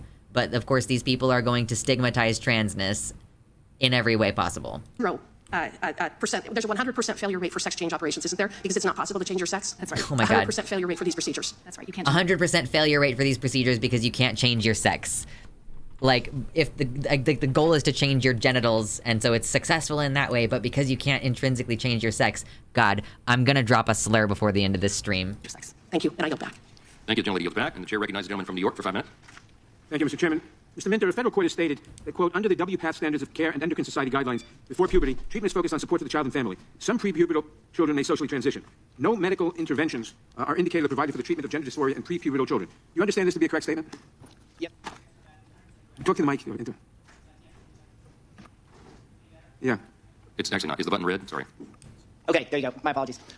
Yes, sir, that is 100% correct. Before puberty, there are no type of medical or medication interventions whatsoever. We're talking about transgender adolescents who've hit puberty and who would be eligible to be considered when it's medically appropriate. What does the federal court mean in saying that, quote, no medical interventions are indicated or provided for the treatment of gender dysphoria in actually, you just answered that. What does the federal court mean in saying that some prepubertal children may socially transition? Yeah, the only type of medical support or support He's offered asking, what does social transition mean? Yeah, bossing say moment. to a transgender youth before puberty is to just let them be who they are. And I can't stress enough, this is about kids becoming someone they're not. This is about kids being who they are. So just allowing them to live with a name, clothing, etc., that reflects who they really are. And it's remarkable. They found that when research has found that when children are supported in that way, they are indistinguishable in terms of their mental health outcomes from non-transgender kids. They're just as healthy and really thrive when they get the support, that simple support that they need.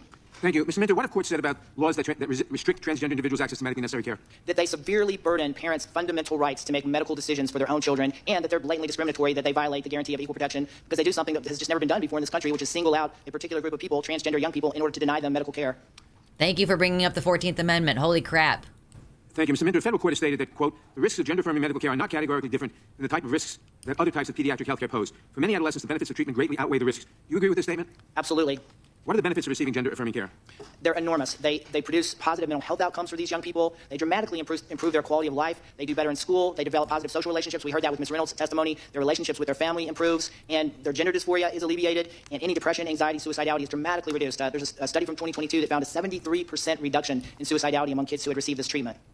Ms. Reynolds, thank you very much for being here today. Is there anything about you, your son, and other... I guess it's pretty standard. Like, the people on the panel who are anti-trans are going to be asked questions by the anti-trans committee members and vice versa. So, like, the pro-trans committee members are going to call mostly on the pro-trans, like, witnesses, I'm guessing, on account of the fact that, like, I mean, why would you... It's like, is there a cross-examination part of this kind of hearing? I don't know. That's going to be fun to see. I doubt it, though. Families like yours that you think the subcommittee and the American people should know?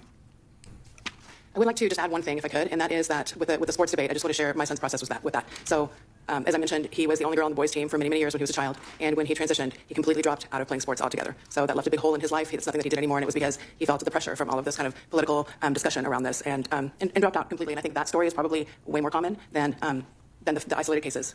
Thank you, Mr. Minder. What would you say? And points out, she accurately points out that most trans children don't get to play sports. They don't even try to play sports. It's a fair few very brave young people who stick with the sports. But because this is such a question, like, a lot of us just go, it's not worth it. It's not worth it to be the subject of that kind of scrutiny. It's not worth it that the other kids on the team might be transphobic or their parents might be transphobic. Like, maybe the kids are not even having an issue with it, but the parents are. Like, yeah, I was in swimming but left because I came out as non-binary and didn't know where I could go. Truly. Yeah, this doesn't even account for non-binary people. About what we heard from Ms. Cole about her experience with gender care and her unfortunate experience.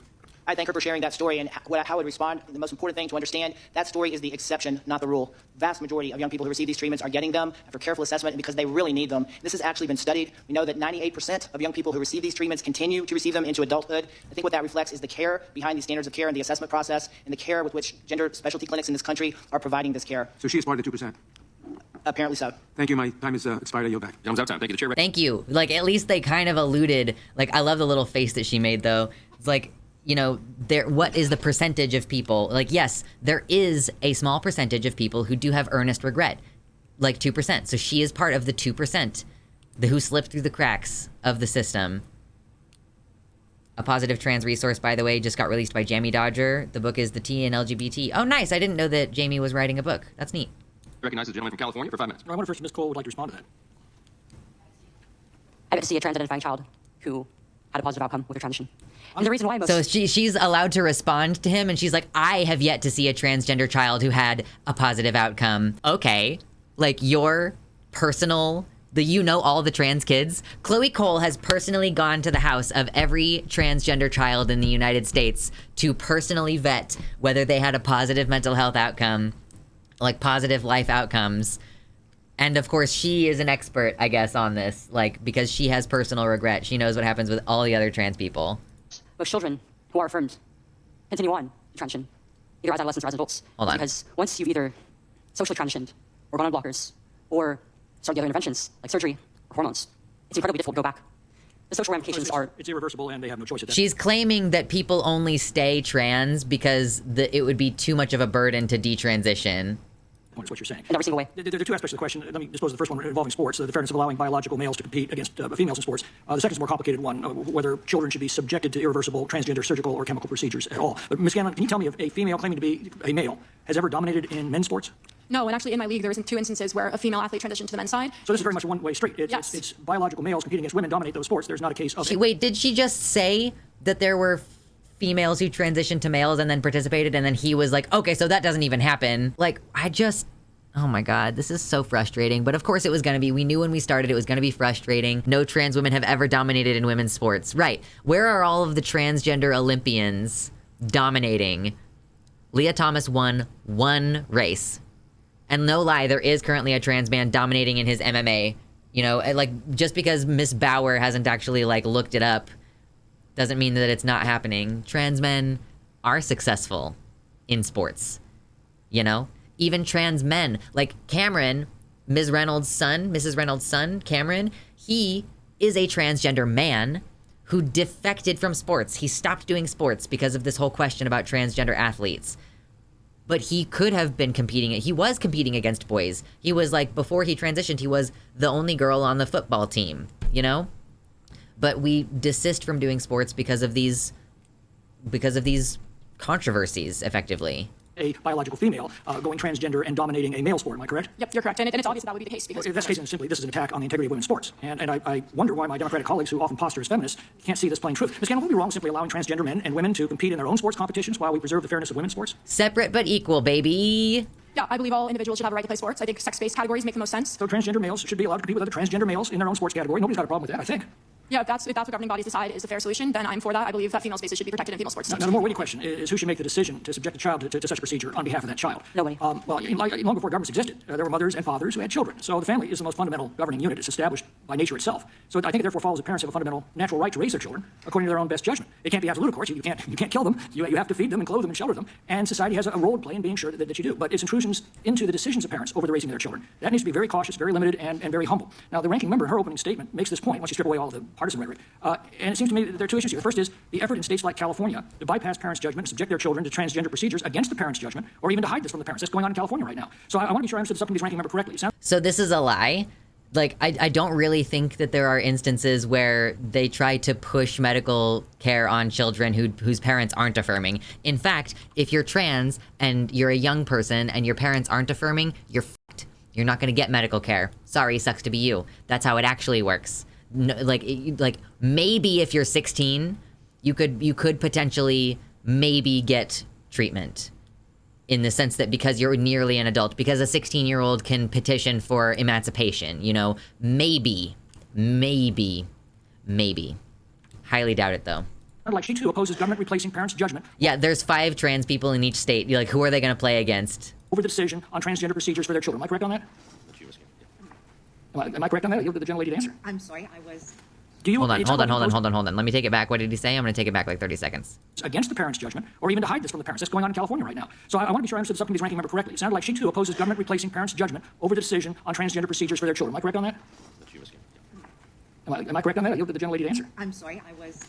It sounded like you oppose government replacing parents' judgment over the decision of transgender procedures on their children. Am I correct on that? What I said was that parents have the ultimate right to make the decisions concerning appropriate medical care for their children. I think we're in agreement. We can take that off the table. Both parties oppose the government, any government, making decisions over whether a child will be subjected to... But you're arguing that people shouldn't have the right.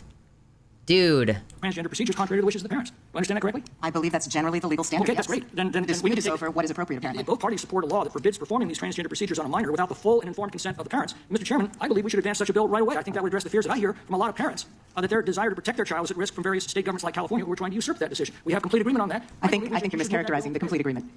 Well, I thought we just arrived at that agreement until it comes down to actually doing it. And then you seem to have a change of heart. But Mr. Chairman, let's put that to the test. I see I'm out of time, but I think the sooner we move that, the better. Very keen observation. The chair now recognizes Ms. Fallon, the gentlelady from Vermont.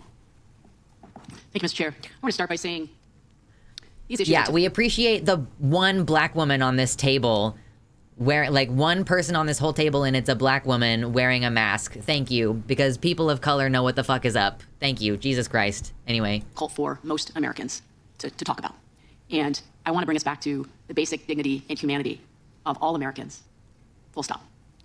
Ms. Reynolds, I really appreciate you being here today. I too am a parent, and I know that I would do anything that I could to get my children the care that they need. And implied in what you've said is that that journey was not always easy for you. And I'm wondering if we could bring it back to the experience of real parents, real Americans right now who are trying to wrestle with these issues. Just tell us a little bit more, if you could, about your experience of trying desperately to get your child the support that you felt like they needed and deserved, and you didn't always know what that was. So when my child came out as transgender, there was not sort of the hysteria that there is now about this. So there was not a lot of information. We didn't know anyone. We didn't know other parents. We didn't know other kids. So if you can imagine late nights on the internet trying to find any information, lots and lots of tears, lots and lots of discussions with my husband. What are we going to do? How are we going to support our child? And then we sort of put to the test the social transition. And then we spoke with experts, right? And we took our time and we learned and we grew. And as our child matured, that sort of changed things too.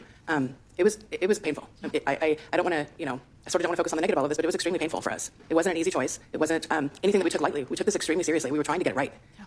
And so is it fair to say that you tried to put the needs of your child at the center of all the decisions that you were making, difficult decisions in the face of a lot of stigma, a lot of misunderstanding, and you said recently the hysteria around this. And does the added stigma make it more difficult for parents in this situation to have the courage to stand up for their children? Like, what is that like when you feel like you are trying desperately to do the right thing and you're hearing all of these voices that you are not being a good parent? It's absolutely heartbreaking, actually. I spent my entire career trying to help people, particularly children. That is what I do. And to sort of be looked at as a child abuser or an indoctrinator or something like that, it's extremely painful. It just adds a whole other layer to this. It feels very hateful and divisive. I really appreciate you saying that, because I think there are a lot of parents across the country right now that are trying their level best to do right by their children. And this kind of heightened hysteria around this issue is making it very difficult for them to do that. So I wanted to bring this hearing back to basic humanity and dignity, because I feel like we have gone astray. That's the first thing I want to say. So thank you for being here. For Ms. Cole, I also want to thank you for being here. I'm very sorry you feel like you didn't get the care that you needed and deserved.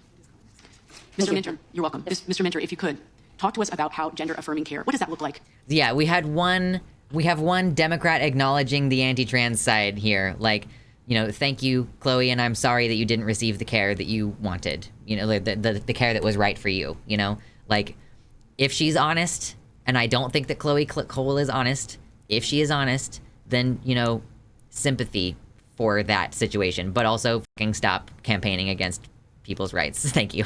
For young kids, what are we talking about when we talk about gender-affirming care for young children? For young children, we're simply talking about parental love and support, not trying to change the child, recognizing that the child is transgender and allowing them to be who they are, and encouraging others, family members, to do the same. It's really just loving and supporting a child. I really appreciate that. Again, let's bring it back to the basic humanity and dignity of all. The last thing I want to say is, in his opening statements, the chair said there's no such thing as gender assigned at birth. And I just want to be on the record here standing up for the 5.6 million Americans who are intersex. And actually, that's exactly what the experience that they had was. They were having their gender assigned at birth. And they are Americans too, and they are trying to navigate this. There are atypical chromosome patterns, gonads, and genitals that do not fit typical binary notions of male and female. That does not make them less American or less legitimate or less worthy of dignity and respect. I yield back. Gentlelady yields back. The chair now recognizes the gentleman from Texas. Thank you. Holy shit. Yeah, I wrote based in my notes. True. Like, thank you. Thank you for calling it out. Like, yeah, there is such a thing as being born intersex.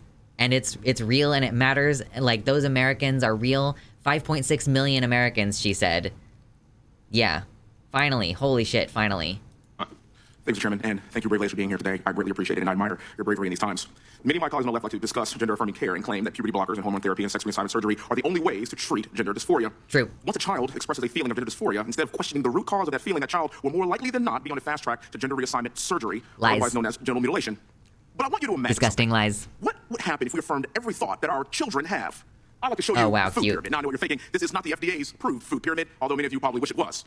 This is a food pyramid according to my 4-year-old and my 2-year-old daughters. By the way, in the Hunt House, we don't do Ben & Jerry's. It's Bluebell only. If my children had their way, they would have ice cream for breakfast, lunch, and dinner, and for every single meal. Was that a political statement? He said no Ben & Jerry's in my house, only Bluebell. Is that because Ben & Jerry's are like liberal company, right? Yeah, they love using the word mutilation. Was that a political statement? Is that what the Republicans are down to? Like they're pledging their allegiance to the Republican platform by buying certain products and then advertising for them for free? In between, the wisdom of children. But in the same country, we know that children are mature enough to make adult decisions that will impact the rest of their lives. That's why we have parents. Children cry for ice cream, but as parents, we have the wisdom to know that ice cream is not in their best interest. Yeah, that's why the parents are part of the team of people helping the children make long-term decisions. You know that teenagers can get tattoos with parental permission, right? Are you okay? Are these people okay? God, COVID brain rot, man. Particularly their long-term interest. I want to thank my parents, Willie and Diane Hunt. They had 3 children. All three of us went to West Point. All three of us served our country. All three of us earned multiple master's degrees from Ivy League schools. Do you know why? Because my parents did not give in to the thoughts of an adolescent Wesley Hunt. I am a United States congressman because my parents didn't listen to me when I was 8 years old. They raised us. They cared for us. They taught us the ways of being successful people. As an adult, you can do whatever you want with your body and with your own money. You're mature, you're fully grown, you can make adult decisions. I'm a combat veteran. I fought for the right for you as an adult to make your own decisions, but in my opinion, children are a different story. It is our obligation to protect them. When it comes to gender dysphoria in children, many in the American medical establishment have absolutely lost their minds. Yeah, TLDR, I don't think children are people. A child will tell their parent they have thoughts of gender dysphoria, and the parent may take that child to a doctor. But the doctor, instead of questioning the root cause of the dysphoria, will instead affirm the child's thoughts and proceed with gender-affirming care. But as many as my colleagues on the left want you to believe, there isn't widespread agreement on how to treat gender dysphoria. No, it is. That child mutilation is not the answer. In fact, Finland, Sweden, France, Norway, and the UK are reversing course and asking questions. In the UK, no trans people want those changes. Their only national gender clinic for children shut down last year by court order. What do their doctors know? They're opening more youth. No, oh no. They closed Tavistock, but they're opening like at least 3 more youth-oriented care centers. Oh no. That our doctors don't. I'm sorry we're here right now. I'm sorry, Miss Cole. We failed you. Miss Scanlon, my daughters are going to watch this because you have become their new hero, and I can assure you that my 4-year-old and my 2-year-old daughters will not change in front of biological men. This is ridiculous. I don't care what party you are a part of. If you think that we're all equal and the same biologically, you've literally lost your mind. And when my 2 daughters work hard in the sport, work hard in their craft to be the best that they can be amongst other women, they will compete against other women. Yeah, imagine being Miriam Reynolds right now watching this asshole say that you enduring years of hardship to take care of your kid because you actually love them is like giving them ice cream all the time. One of the Democrats literally apologizes to her about this later. This guy is not considered to be breaking decorum, even though he is like insulting one of the witnesses right now. Joining the military-industrial complex does not mean you care about all rights. True. Yeah, because you would be, because part of what you did fight for the right for was the right for children to have access to medical care. My hero is a failed swimmer who was scared of trans women. Oh my God, true. Oh, Victoria and Olivia and every other young lady in this country, that. If you think I'm wrong, I am not the problem. I can assure you. We have an opportunity in this country to get this right in 2024 so we can stop all of this foolishness. But I cannot thank you ladies enough for bringing this up. I apologize that we live in America when this is happening. But thank God for the American Spirit Fire, and thank God for brave women like you, because brave women like you... Chloe is so nervous. Look at how much, tip-tapping she's doing. I'm going to turn the tide so that future women won't have to suffer in the same way that you have. God bless you. Are we going to ask a question? Thank you. The gentleman yields back. Oh, he didn't even ask a question. He literally didn't ask any question. He only presented. The chair next recognizes the gentleman from Tennessee, Mr. Cohen. Thank you, Mr. Everyone else has at least pretended to ask a question. Even the old white guy who interrupted Paula multiple times, at least he let her talk, even though he was just using her for sound bites. First, I'd like to quote Judge Moody from Arkansas, federal judge. He said the diagnosis of gender dysphoria is made by a clinician who assesses whether a patient meets criteria based on a clinical interview, the clinician's observations of the patient, and the reports of the minor's parents. This is how diagnosis of other mental health conditions are generally made. Gender dysphoria is a serious condition that, if left untreated, can result in other psychological conditions, including depression, anxiety, self-harm, suicidal behavior, and impairment in functioning. True. So these things need to be discussed and determined in a scientific manner and a logical manner, not emotional, not behavior and attitudes that appeal only to voters and to try to gain votes at the ballot box. This should be done responsibly. Transgender people have been around for a long time, and they have rights, and they need to be respected. I read Ms. Scanlon's testimony. I wasn't here to hear it, and I think Penn didn't deal with your situation like they could have and should have in putting up some type of different barriers in the women's area of the locker room, but that's another issue. The thing should be dealt with in a different way. This is an easy way for people to try to get points. Pick on a minority group that is the most minority and least understood in our country. So this Democrat guy, I think he just said that there is a legitimate concern to be said about the bathroom thing, but he is sticking to the science on gender affirming care. Yeah, I think he's like, I'm not sure what my opinion is about the bathroom thing. And it's gone on for centuries. 100 years ago it was African Americans. Later it was Hispanics. Then it was gay people. Now it's transgender people. Find a group that's not understood and it's easy to use to gain political power. If it's bad for politics, it's bad for people, should use science. Parents have rights in raising their children. Athletes have rights. There's a connection. We need to figure out the right answer. And to get the right answer, we need to ask the Medical Association and the Psychiatric Association to choose the people that come before us to testify and give us their opinions on the right way to deal with this issue. Not each group picking people that are favorable to them to put out divergent issues, but people who are experts based on them. Yeah, and that's another thing. Not only are there only 2 pro-trans people on this panel, but also they are not experts from the medical field. We have a mother of a trans kid, and we have a trans man who is a legal director, but we don't actually have someone from... the American, I can't remember which one's actually real. I don't know, whatever. The American Medical Association. We don't have someone from one of those associations who is representing what's going on here. You would think that they would do... So we have 2 people from the fucking Family Research Council. WPATH? Yeah, I mean, I guess... Well, I just meant, because people will accuse the WPATH of being... an ideologically biased organization, but the American Medical Association is considered more unbiased, right? You know? Anyway. Yeah, I'm always the problem. Oh, sorry. It's always the problem who says I'm not the problem. True. AMA, the American Psychiatric Association, and maybe another association similar, where they pick the witnesses and send them to us to talk about the issue and to suggest a response that would be both fair to the transgender parent, the transgender child, and society at large. The Republicans didn't want vaccines and face masks, and they argued that parental rights were sacrosanct then, and parents had a right to direct healthcare decisions for children. Well, a lot of people died. Tens and hundreds of thousands of people died because they didn't get vaccinated. True. In gender-affirming surgery, Still are. the government should make these sensitive decisions. Not necessarily the case. They also believe Americans only have access to healthcare if their healthcare decisions match Republican radical beliefs. Republicans fought against the Affordable Care Act.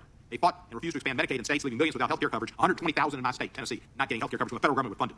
True. They passed countless abortion bans depriving women of safe reproductive healthcare. They spread misinformation and tried to undercut medical experts during the COVID pandemic, particularly in Florida. And now they're trying to limit gender-affirming care for transgender youth. By limiting access to healthcare, wedging the right-wing ideology into the exam room, and substituting the personal beliefs with the professional judgment of doctors, they are causing needless suffering. In the past two Congresses, I chaired this subcommittee. When the Republicans took control, they changed the name, which used to be the Constitution, Civil Rights, and Civil Liberties Subcommittee. They changed it to Constitution, I imagine, with a small c, and limited government. Civil rights and civil liberties were out the window. I was disappointed, not totally surprised, that civil rights and civil liberties were removed. What I didn't understand is, however, this has anything to do with limited government. Like, there's no panel on civil rights and civil liberties now. They accuse all of the orgs that endorse gender-affirming care of being ideologically bent. Yeah, there's no reasoning with these people, truly. This does not have to do with limited government. There's nothing limited about asserting the preferences and beliefs of federal legislators into individual healthcare decisions about young people. True. It's intrusive and it's dangerous. I yield back the balance of my time. The gentleman yields back. The chair now recognizes the gentleman from South Carolina, but first, seeking unanimous consent to allow the gentleman from Florida, member of the full committee, to participate at the time waiting for the subcommittee. Mr. Chairman, I object. I withdraw the objection. Thank you. Thank you. And the chair recognizes the gentleman from South Carolina, Ms. Pratt. Mr. Chairman, I'd like to yield my 5 minutes to the gentleman from Florida, Mr. Matt Gates. Thank the gentleman for yielding. Ms. Scanlon, we just heard my Democrat colleague, Mr. Cohen, say that your circumstance could have been fully resolved if we had just had some barriers. Oh, yeah, so Matt Gates. Okay, good. This is the person that we're going to listen to about gender-affirming care. Showers. Do you think that that's a sufficient way to resolve what we're dealing with here? I think by Representative Cohen admitting that we need barriers acknowledges there are biological differences between men and women. And by acknowledging that we need to have private spaces that are separate from each other, why can't we just use the locker rooms that we've always used, men's and the women's? If you're acknowledging that we need protection and privacy from these men. Because transgender women have a 1/3 lifetime rate of sexual assault. So you want to condemn another woman to a potential sexual assault situation by putting her in a situation where she is surrounded by actual men, actual biological males. And you're acknowledging that the locker rooms we've always used are the correct ones. My next question is for Shannon Minter. Are you familiar with the changes in law recently in Washington State regarding transgender youth? Oh, we have one acknowledgement of the trans man. Yes. And as I understand it, it used to be the case in Washington State that if a youth showed up at an emergency shelter, there was a legal requirement to notify the parent within 72 hours in the absence of some abuse or neglect. Is that your understanding of what the law was then? I believe that is correct. And then the law changed, where now in Washington State, if someone shows up to one of these shelters who's a minor and says that their parents don't agree with them changing their gender, that the shelter no longer has to notify the parents within 72 hours and can instead notify a government authority. Do I have that right? The parents will be notified. There's no question about that. This simply allows for a delay in order to allow them to investigate to make sure this child is going to be safe. There's no question that the parents will be notified. How long should parents have to wait, not knowing where their child is, while a government process is playing out to make a gender determination? There's no reason to treat these situations with transgender young people who may be in danger or at risk of abuse at home any differently than we would treat any other child. We have reasonable basis to worry about that and to investigate that. But it does a short delay to protect the safety of young people is always warranted. How long is the delay? How long do you want a parent not knowing where their kid is because the kid says they want to change their gender? Just tell me how long a delay is you think is appropriate. I want authorities to treat these kids with the same care they treat all other children. But it will be a short delay, and the parents will be notified. Because you won't tell us how long a delay. So if you're watching this, just imagine you're that parent and you don't know where your child is. And the law now says there's a 72-hour period where the shelter has. He's talking over Minter and I mean, frankly, he's being misogynistic if we're being honest. Like, he knows that this dude is trans and he's interrupting and speaking over him and not allowing him to respond, because the answer is the same amount of time as any other situation where abuse has been alleged. If any youth comes into one of these places, these shelters, and says that there's alleged abuse, we're talking about abused kids shelters who also take in trans kids. So anytime there's a question of abuse, they're going to take the appropriate time to make sure that there isn't abuse before they send the kid back to their parents or let the parents know where they are, you know? Yeah, how long should I go without being able to possibly harm my queer kid? Yeah, but what if I want to harm them and I have the right to do that? Has to notify you in that 72-hour period for any child of any gender or any circumstance is a period to investigate whether there's abuse in the home. But beyond that, beyond 72 hours, you got to tell the parent. And so it's really important to understand here what the proponents of radical gender ideology want. They want to stand between a parent and a child on these important decisions. And I don't think it's abuse if a parent says, I'm not going to get my child gender blockers. And it's odd to hear you advocate for the law. It is abuse, thank you. Because just moments ago, in testimony, you said, and I wrote it down, parents have a fundamental right to make healthcare decisions regarding their children. But if in Washington State today, the parent makes the decision that they're not going to provide that gender-affirming care, what it does is it unlocks for the government a window of time to keep the child away from the parent and to not tell the parent where the kid is. Oh, please, get over yourself. What, you know what, what's... But that doesn't mean that they're getting any care. I wonder what that person said in the background. I could not discern. Someone like hollered in the background. You had gender blockers. Me. That's my my band name, Gender Blockers. That's me. No one is allowed to have a gender. You try to have a gender, I block you. You try to buy a Barbie, I block you. You try to buy nail polish, I block you. No gender. Blocked. Nuh-uh. Yeah, imagine you're that parent and you will never be able to abuse your child again, and it's terrifying. Yeah, no gender, only spite. Oh my God. What's terrible is when you have this incongruent desire of the government to restrain the ability of parents to parent. And I can only imagine... I think it was pervert that they yelled. Hard to tell, though. Yeah, it's hard to say. The terror that a parent must go through not knowing where their child is. So I think that's really challenging. We've also seen in the state of Alaska, Title IX, which was established for girls' sports, to be used as a justification to socially transition a child against their wishes. Ms. Scanlon, as a beneficiary of Title IX, as a female athlete, do you think Title IX should be used in that way? Absolutely not. Swimming did a lot of really good things for my life after I'm a sexual assault survivor. Why does she need to comment on Title IX? She's a legal expert now? And swimming was one of the only things that I had to keep me going when I was struggling with that. And to think about young girls that are not going to be given those same opportunities because Title IX is being reworked and rewritten for these new people that have different definitions of what a woman is. Yeah, I'm against transitioning children against the will of their parents, and I'm against transitioning Title IX away from an asset for women's sports to this strange social justice cause that is deeply misguided. Thank you, Mr. Chairman. I yield back. Mr. Chairman, I seek unanimous consent to introduce into the record an article entitled, "No, Washington did not just pass a law allowing the state to kidnap and transgenderify children." Without objection. Thank you. The chair now recognizes the gentlelady from Texas, Ms. Escobar. Thank you, Mr. Chairman. Before I begin my questioning, I have to say this has been so deeply disturbing on a number of levels. And what we have seen today is what we've been seeing this entire Congress, which is an effort by my Republican colleagues and indeed some of the more extreme voices in the Republican Party to keep Americans on a treadmill of rage. Whatever the latest issue is that they want people to be angry about, they do their best to keep Americans on a treadmill of rage. And they get their Fox or Newsmax or whatever right-wing media outlet of the moment is, they get their viewers, they get a clip from this hearing that gets displayed, it gets put on Twitter, and they make money.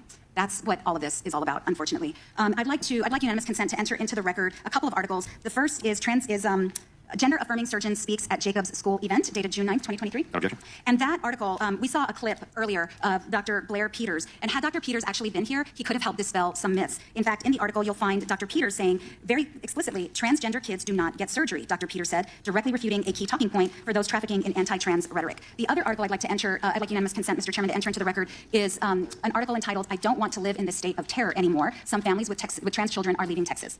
If I could have unanimous consent to enter that into the record. Without objection. Thank you. Mr. Minter and Ms. Reynolds, thank you for being here to dispel some of these myths and to fight back against this effort to keep Americans on this treadmill of anger and rage. I'd also, Ms. Reynolds, I want to apologize to you. One of my Republican colleagues made some really demeaning and belittling comments meant to humiliate and minimize the parents of trans children by comparing the very difficult, painful journey and conversation with children about transitioning to allowing kids to eat ice cream all day, every day. So I want to apologize on behalf of what happened. She is upset. Like, I'm like tearing up. I'm upset, like looking at her because she is clearly like upset. Like as a trans mom, as a mom of a trans kid, like, man, like that's the disrespect.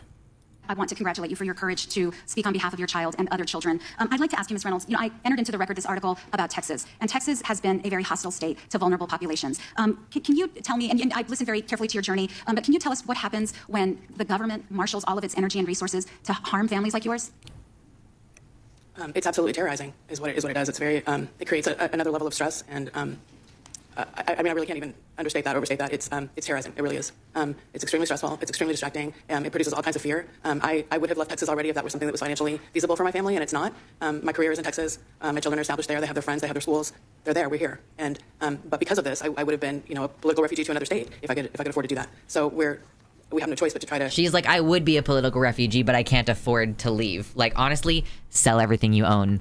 At least tell our story and see if anybody can hear sort of something a little more rational, something a little more like what families like mine are experiencing. Thank you so much, Ms. Reynolds. And I would be remiss if I didn't say, if Congress really wanted to protect children, my colleagues on the other side of the aisle would have joined with us in passing robust, comprehensive gun violence prevention legislation that would truly protect children. Thank you, Mr. Chairman. I yield back. Yields back, and the chair recognizes the gentleman from California, Ms. Powell. I yield back to the chair.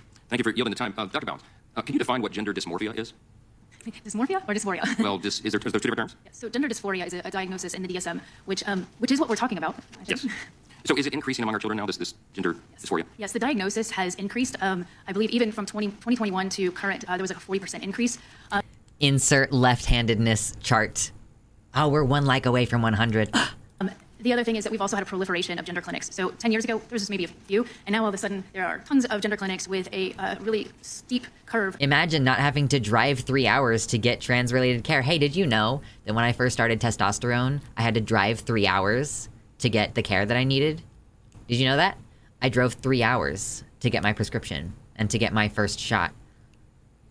And that meant that I wasn't able to get regular care because I wasn't always able to drive 3 hours. So my care was mostly handled remotely. Like, I didn't have any blood tests done in those first couple of years because I just kept taking my prescription and I couldn't afford to go back to get my blood levels checked and everything. And it wasn't until years later that there was a place nearby where I could get that care. I drove 3 hours there, and I drove 3 hours back. So imagine, you know, what a terrible world where you don't have to travel practically across state lines to get access to medical care. Wow. Of surgical markets expected to increase. So do you think social media has any role in this increase in of course. dysphoria? Absolutely. We know that kids are being influenced. I have a list of, there are 40,000 subscribers to a detransitioning site, and I have a list of people who are willing to testify, not to mention the 40,000 members of the Detrans subreddit, which is comprised largely of TERFs. Is that what you're referring to? who are silent. But I'm sorry, what was the question again? Well, just about the role of social media and yes. the influences there. So social media, especially with this age cohort, has a very important role. The unfortunate thing, and which is actually the compassionate thing, would be if we were to begin to research why is there such an increase in diagnoses of gender dysphoria, and not just our pat answer of more people feel comfortable coming out. Why has the demographic flipped from mostly biological males experiencing gender dysphoria to biological females? So we don't have answers to those questions, and yet we're plowing ahead with this kind of. I think it actually is fairly even, and I think that it actually always has been fairly even. The thing was that transgender men have historically had a little bit easier of a time becoming stealth. So, and because they can stealth, they don't have to declare that they're trans, and so they just won't. Like a lot of trans men used to go completely stealth. A lot of trans women used to go completely stealth if they could. It's always been even. We just have different focuses. These procedures anyway. Well, the evidence seems to show that there's sort of a rush to force gender transition or sex change procedures on children. Are we imagining that, or do you think that's actually happening? No, I don't think we're imagining that. I wish that some of the experiences that we've heard reported today were accurate for the population at whole, but that's not what we're seeing. You could go on Planned Parenthood's website and see that if you want testosterone or estrogen prescription, you can go there and get it in an hour. You don't have to go through a rigorous assessment. I think if we had those. Again, yes, this is what trans people want. Every trans person wants fewer barriers. Yeah, what we need is more cisgender people who have no idea what it's like to be trans, telling trans people whether or not they're really trans. Yeah, sure. If the question was, should we have more trans people making this decision, then yeah, sure, I would be yeah, let's do that. And yeah, and getting a prescription in an hour is an adult thing. Yeah, that's exactly, Mama. You can't get hormones in an hour if you're 16. It's only for 18-year-olds, the informed consent thing. You have to have parental permission if you're a kid. Even if it was uneven, that might have something to do with how society has historically treated people who are AFAB as not having agency too. And it's possible that in previous generations, there is a flexibility. I would say there's a flexibility for people assigned female where you're allowed to dress like a boy without being you're not allowed to be a woman anymore. Whereas when you are assigned male and you start acting feminine or dressing feminine, you lose access to maleness. You lose access to manhood immediately. So for transgender women, there is less of an opportunity to be gender nonconforming, or for trans femme people, there's less opportunity to be just gender nonconforming without basically just being pushed to identify as trans. Whereas yeah, and it's also that people who are assigned female who express that they are male are not taken very seriously because of the misogyny that is still being misapplied to them. So even if they have tried to present themselves as male, people are just oh, that's cute or whatever, whereas they perceive trans women as a threat, Yeah. There was a point in time where online trans culture was dominated by trans women because the spaces trans culture were sectioned off to tended to be more frequented by AMAB people. That's my, well, yeah, I don't even know if online trans culture was dominated by trans women, or if we were just in different places. Trans men were on LiveJournal back in the day, And I don't think that there was a large culture of trans women on LiveJournal. That's where I found all my resources, though. There's tomboys, but not Tanya girls. True. markers in place, then you'd see kids not running towards this kind of transition, because I think the number is around 78% come to a clinical setting with at least 3 other, or at least some kind of diagnosis other than gender dysphoria. So yeah, then and also of course the idea once again that if you have any comorbidities, you're not allowed to transition, which is harmful to like, oh, if a trans man has an eating disorder because it's the only way that he can control having curves on his body, and you deny him care, like, because you want to resolve the ED, well then let's say you resolve the ED, but it makes him curvy again, and then the dysphoria spikes, and then it's a cycle where he's like, I don't want to look like a female, so I'm gonna restrict my eating again. And like, yeah, it's a self-fulfilling thing.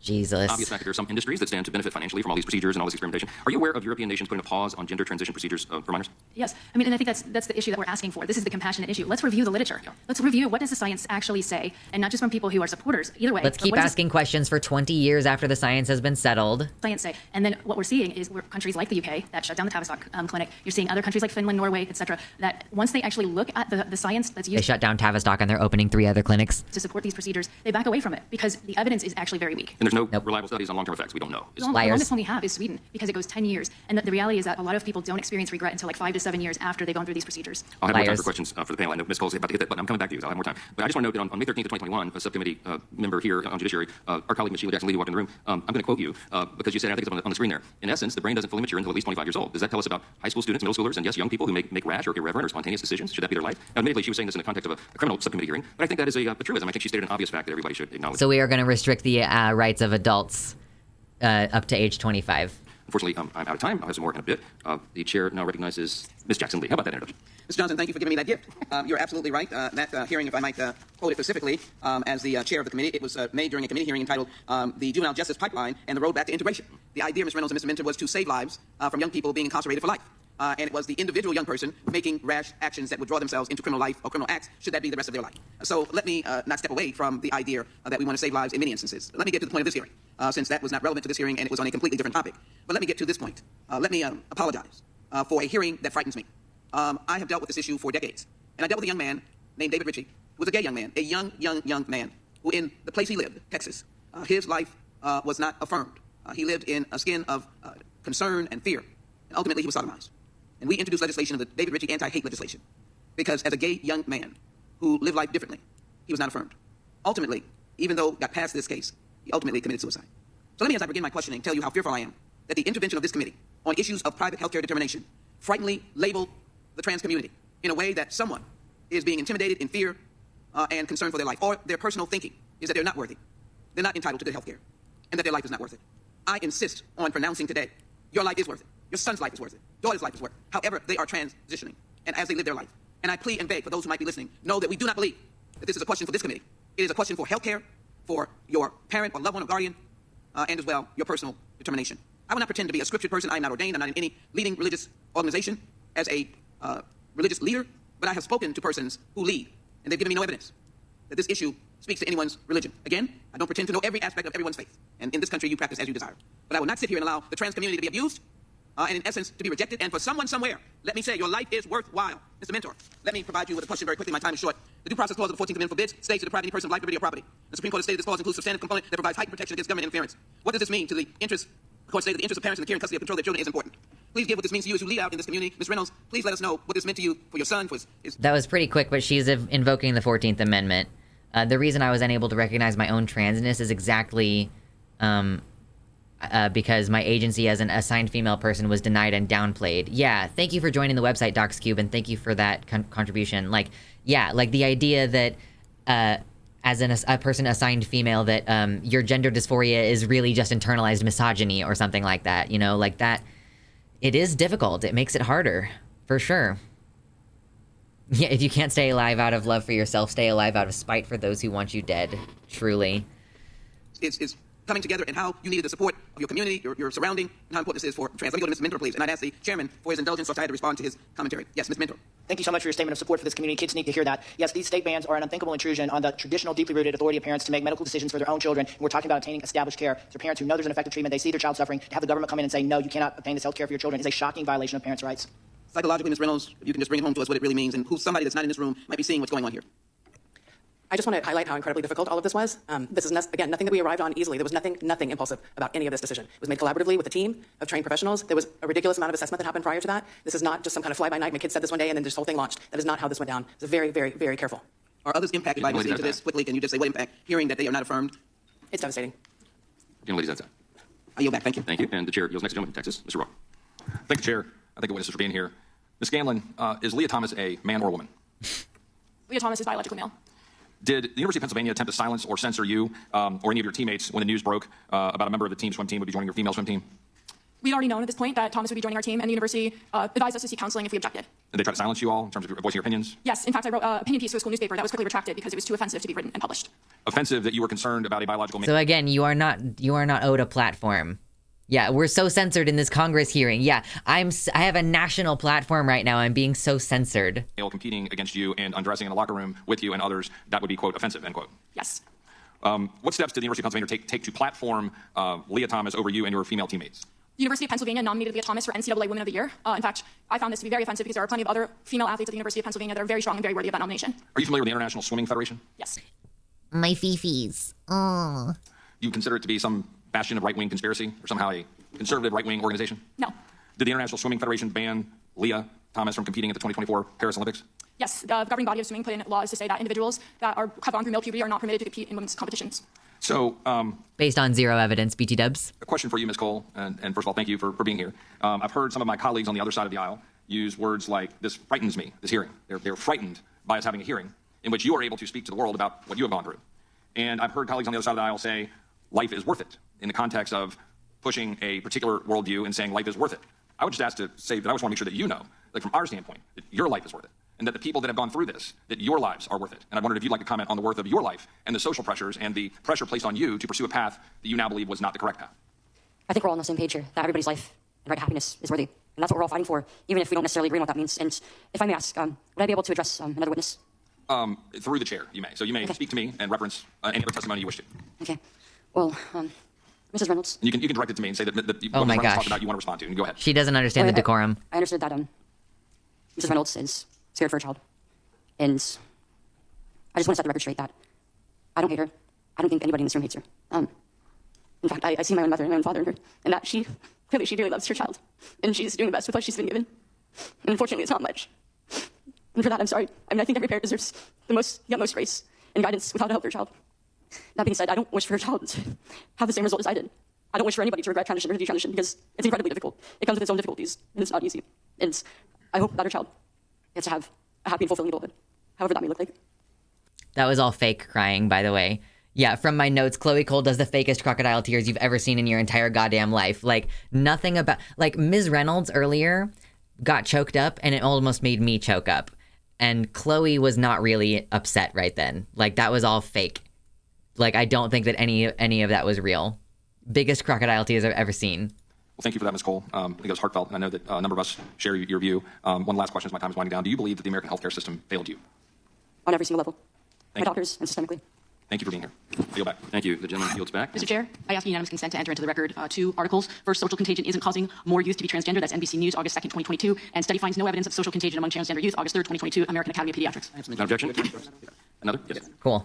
Oh, sorry. I was hoping you'd come again. My 5-year-old niece can fake cry more convincingly. Yes, Mr. Chairman, thank you. Human Rights Watch attacks on gender-affirming care by state, but I just want to show this map and just indicate how personal I think these decisions are. And Ms. Cole has indicated how personal it is. And you have too, Ms. Reynolds. Thank you. Unanimous consent. Also, a hole in our hearts, family, friends, mourn murder victim China Gibson. Another unanimous consent. China Gibson identified the 5th transgender woman killed in 2017.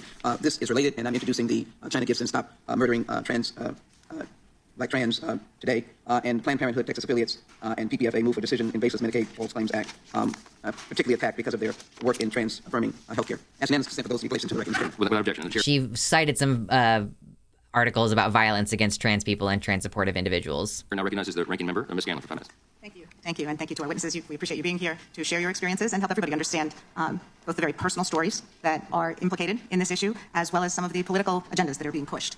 It is remarkable that our majority colleagues were not able to find any medical professionals to back their claims in today's hearing, other than an edited video of someone who actually has refuted their conclusions. And much of what we've heard today really is playing to and from some of the furthest extremes of right-wing ideology and fear-mongering. Mr. Minter, our colleagues and witnesses have expressed concern about the participation of transgender students on athletic teams aligning with their gender identities, even while conceding several times now that to the extent this is a concern in competitive athletics, the athletic governing bodies are addressing this issue for competitive athletes. Can you further comment?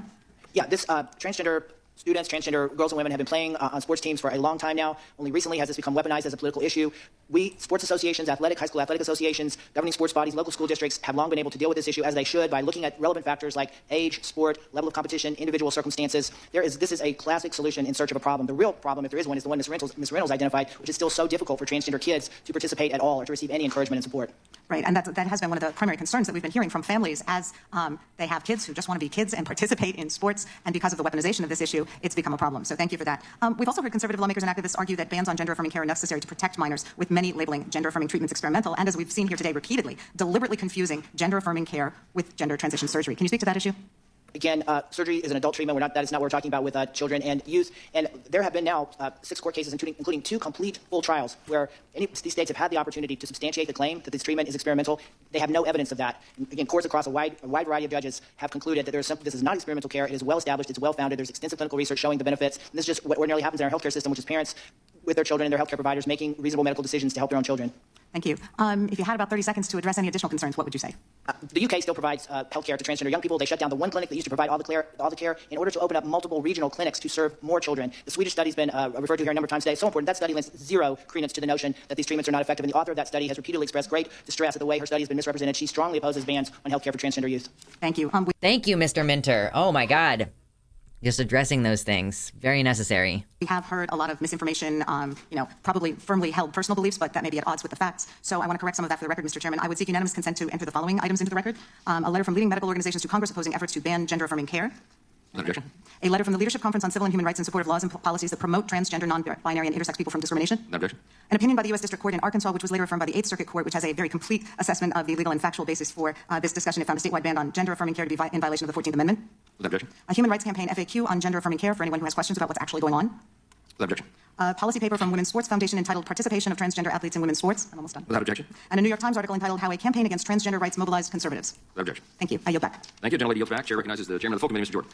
Thank you, Mr. Chairman. Ms. Scanlon, the ranking member just said... We're almost done here. We're very close to being done. This is simply about letting kids compete and that the sports governing bodies are addressing this. So I would just ask you 2 questions. Is Leah Thomas a kid?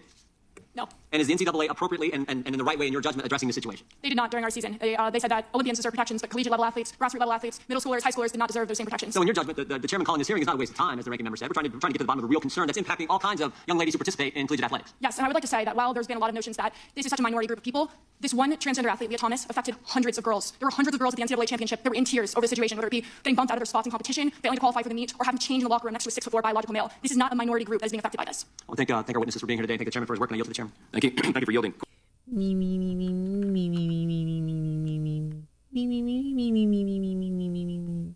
I'm a baby. Quick question for Mr. Minter. You yourself transitioned at age 35 and not as a child, correct? That is correct. I wish I'd been able to do so earlier. All right, Ms. Cole, I want to thank you again for being here today and for sharing your power. I like that he got that in. He's like, yes, I did transition as an adult, and I wish I had been able to do it earlier. Testimony, especially on your 19th birthday, and that has been very helpful to us. Okay, so she's 19. I want to acknowledge what you said earlier, tearfully. It was appropriate. Everyone here, as you said, our hearts go out to everybody. The families, everybody affected. We're trying to strike the right balance, and we do believe Congress has a role here. And I appreciate your testimony for providing evidence of that. And I wanted to ask you first about your parents' involvement in your transition. We're trying to strike the right balance by having 4 anti-trans people and 2 pro-trans people as witness. Process, and then ask you about some of the hormone treatments you underwent, because I think all that's important. First, were you or your parents informed of the long-term effects of the procedures and hormones that you were subjected to? We had consent forms with a list of some of the side effects, and we did do consultations where we did speak about some of them, but it was in very vague terms. And I mean, as a child, it was a lot for me to process, because I mean, I was perfectly healthy, and children tend to think that they're invincible, that nothing can get them. And with all these things being listed, it was hard to know which of these I would experience. And most of the side effects that I experienced, most of the ones I'm experiencing today, actually, were not even listed on this form, so I had no idea. And children just don't know what permanence is, because they've only been in the world for so many years. Because they are not side effects of hormone care. It's an important legal principle that we have informed consent, fully informed consent for life-altering medical procedures. And are you then suggesting that it was not really full informed consent? I mean, no matter how much information they would have given me, as a child, I just would not have been able to consent to this. And my parents were required to sign off on these. But it was under duress. I don't think it was really consent. It was coercion. It was under duress and coercion. Doesn't describe any actual duress or coercion. I guess like the idea that trans kids could be suicidal is considered duress now. They were given the false dichotomy of either child transitions or she dies. But transition almost killed me. And the evidence suggests that that is a common practice, regardless of what's been said here today. And there's some other things that are very disturbing. One aspect... I mean, it is objectively true that kids who don't have access to transition-related care and social support are at higher risk of suicide. It's literally true. The current child movement about, this sex change movement, that's particularly pernicious is the so-called off-label medications. One that's well known as leuprolide acetate, or it's commonly known as Lupron, to chemically alter boys and girls. Not by surgery, but chemically. It's the same thing. There's a long list of pharmaceutical drugs that medical personnel... Not by surgery, but chemically, it's the same thing. He just slips that in there. ...across the country are using to, for example, shut off the testosterone production in young boys to make them more feminine looking, or to shut off the estrogen production in young girls to make them more masculine looking. So I'm going to say for the record, post-hearing we have 5 days, I'll enter some of the articles that detail a list of these chemical drugs being used on children for purposes that are not approved by the FDA. But Ms. Cole, was one of those puberty blockers that you were prescribed Lupron? Yes, I was put on Lupron. And what was the purpose of that in your hormone treatment? Just to stop the natural production of my hormones to make way for the exogenous testosterone. Does it concern you as it does us that some pharmaceuticals are being used to chemically mutilate some children today that were never explicitly approved for that? Chemically mutilate. This off-label shit is so disingenuous. Like, so many medications are prescribed off-label. It's not a big deal. Like, isn't Viagra being a boner thing? That's an off-label. Like, I'm pretty sure that Viagra's primary purpose is as a cardiovascular medication, right? Like, if you get prescribed Viagra for your boner, that's off-label. If you get prescribed Prazosin for nightmares, that's off-label because it's a blood pressure medication. Like, people do this all the time. Chemically, like it's the Joker acid, true. We're almost done. Purpose by the FDA? Incredibly so. And to my knowledge, there's currently no effort underway by the FDA to explicitly approve these pharmaceuticals for these purposes. And they shouldn't. They should. The time expired for the time that was yielded to me, and I thank the chairman, and now I recognize myself for my 5 minutes finally, so I'll keep going here. The last time I checked, it was still illegal under federal law to use FDA-approved pharmaceuticals for an unapproved or off-label use, and yet we're seeing that very commonly in this field. Ms. Cole, do you find it concerning that medications... Is it illegal? Because it happens all the time. ...that were used on you or on countless other children across the country for a reason contrary to the original purpose they were approved for? Oh, and also Lupron is confirmed for precocious puberty, so it is like, just like, if we're trying to pause puberty for a few years, Lupron is a medication that is for that. So if you are going to deny the medicine to trans kids for the same purpose of pausing puberty, that is a 14th Amendment violation. Yeah, Spiro is a blood pressure med. Or, you said it's something that concerns you, disturbs you, shouldn't be allowed, right? Very much so. Ms. Mailman, let me go to you. There's been a lot of talk here in recent few minutes about legal precedents, et cetera. I saw you sort of biting your lip as some of that was presented. I'll give you a moment here to refute any of that or respond to it if you will.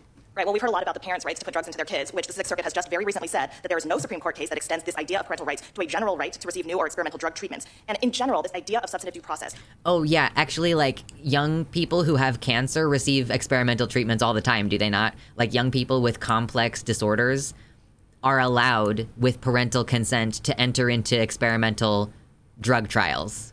Like, there's no fucking way that's not true. There's no way. Yeah, damn, this hormone suppressor is also assigned to treat hormone-aggravated cancers. Crazy! Of course, yeah, associating Lupron with cancer. Yeah, like, oh, we're giving cancer drugs to kids. Yeah. Would strip people, would strip parents, would strip voters, would strip doctors of a say and push all of those decisions into our courts, which are not medical experts. So as the Sixth Circuit also recently said, life-tenured federal judges should be wary of removing a vexing and novel topic of medical debate from the ebbs and flows of democracy by construing a largely unamendable federal constitution to occupy the field. So that is what people are asking for. They're asking for judges to create medical law rather than voters informed by medical science. That's right, and I think you touched on a really important... Okay, because voters are informed by medical science, and not, like, manipulated by propaganda? Issue here, and it's one that's been discussed a little bit today, and that is, Mr. McClintock said it eloquently, we're conservatives, we're limited government conservatives, right? We obviously recognize that parents have a natural and fundamental right to the upbringing of the children, to make decisions with regard to their care and custody and control. But at the same time, our legal system in this country, our law, does not allow a parent to physically or mentally abuse or harm a child, right? So what we're all trying to do here in a very reasoned way is to strike a balance, to make sure that we're not doing life-altering harm to... We're accusing parents of trans kids of doing something potentially abusive. We're asking the question of whether this is actually abuse, but we're trying to be fair and balanced, TM. People who are not prepared for that. And in some of the states, like in California, Mr. McClintock's home state, they are pushing the parents out of the room, and they're doing this without their consent. That is alarming, and it should be obviously unlawful. Let me switch the subject here. If doctors are using chemical castration drugs in an off-label fashion, that is for a purpose other than what they were approved for by the FDA, should doctors face legal consequences? What do you think about that? So that is subject to medical malpractice charges. Also, states regulate the practice of medicine. So states are perfectly entitled to regulate what drugs that people can access themselves. And if you can regulate what people can access themselves, obviously that would confer to the child as well. Unfortunately, I think you're seeing this movement that states should not be able to regulate the practice of medicine, and somehow federal judges should. But absolutely, medical malpractice suits should be available here. Unfortunately, you've seen the politicization. Yeah, where Florida, like, had a stacked medical board ruling against trans people, like a bunch of people appointed who had donated to Ron DeSantis' campaign, who were appointed by him to then make the decision. Yeah, that's definitely like the process by which we're gonna do this. of medical associations creating standards that are then informing doctors. And so I think that what this body could and should do is make sure that there are research, that there is science, that are informing states so that their medical boards can make better decisions.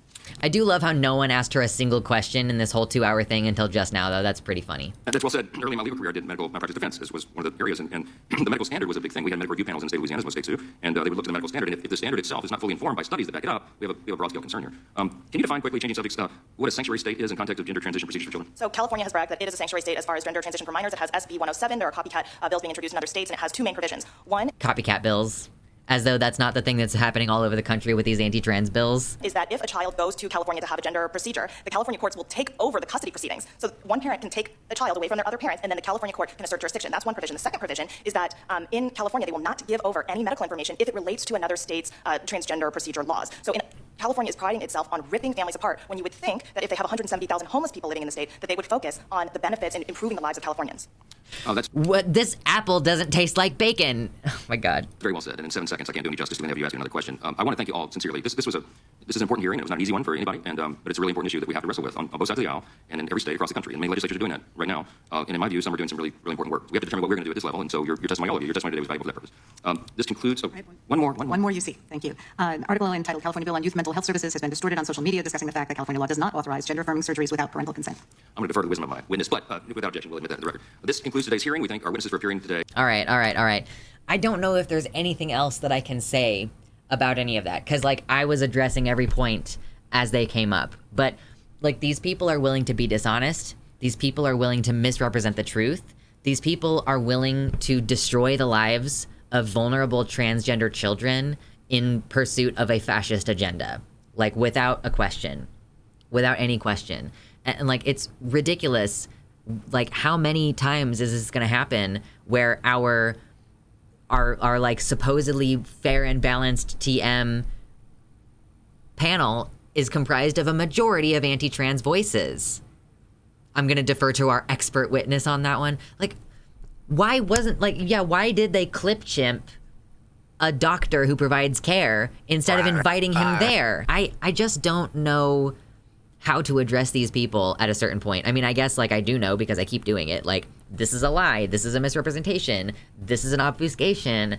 I'm just doing my best to live fact check this as much as I can as we go through. It's so difficult to, it's live fact checking is a thing that sometimes you have an entire team working on. And frankly, they were doing it, the Democrats on this panel were doing it during the thing. That's why they would be oh, by the way, I'm just going to enter into the record officially this article that contradicts a point that my Republican colleague just made.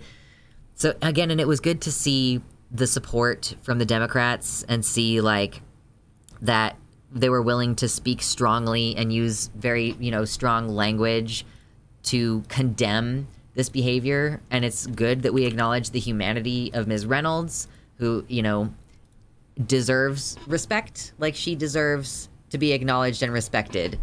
And it was highly disrespectful what that one congressman said about oh, this is feeding your kid ice cream all the time.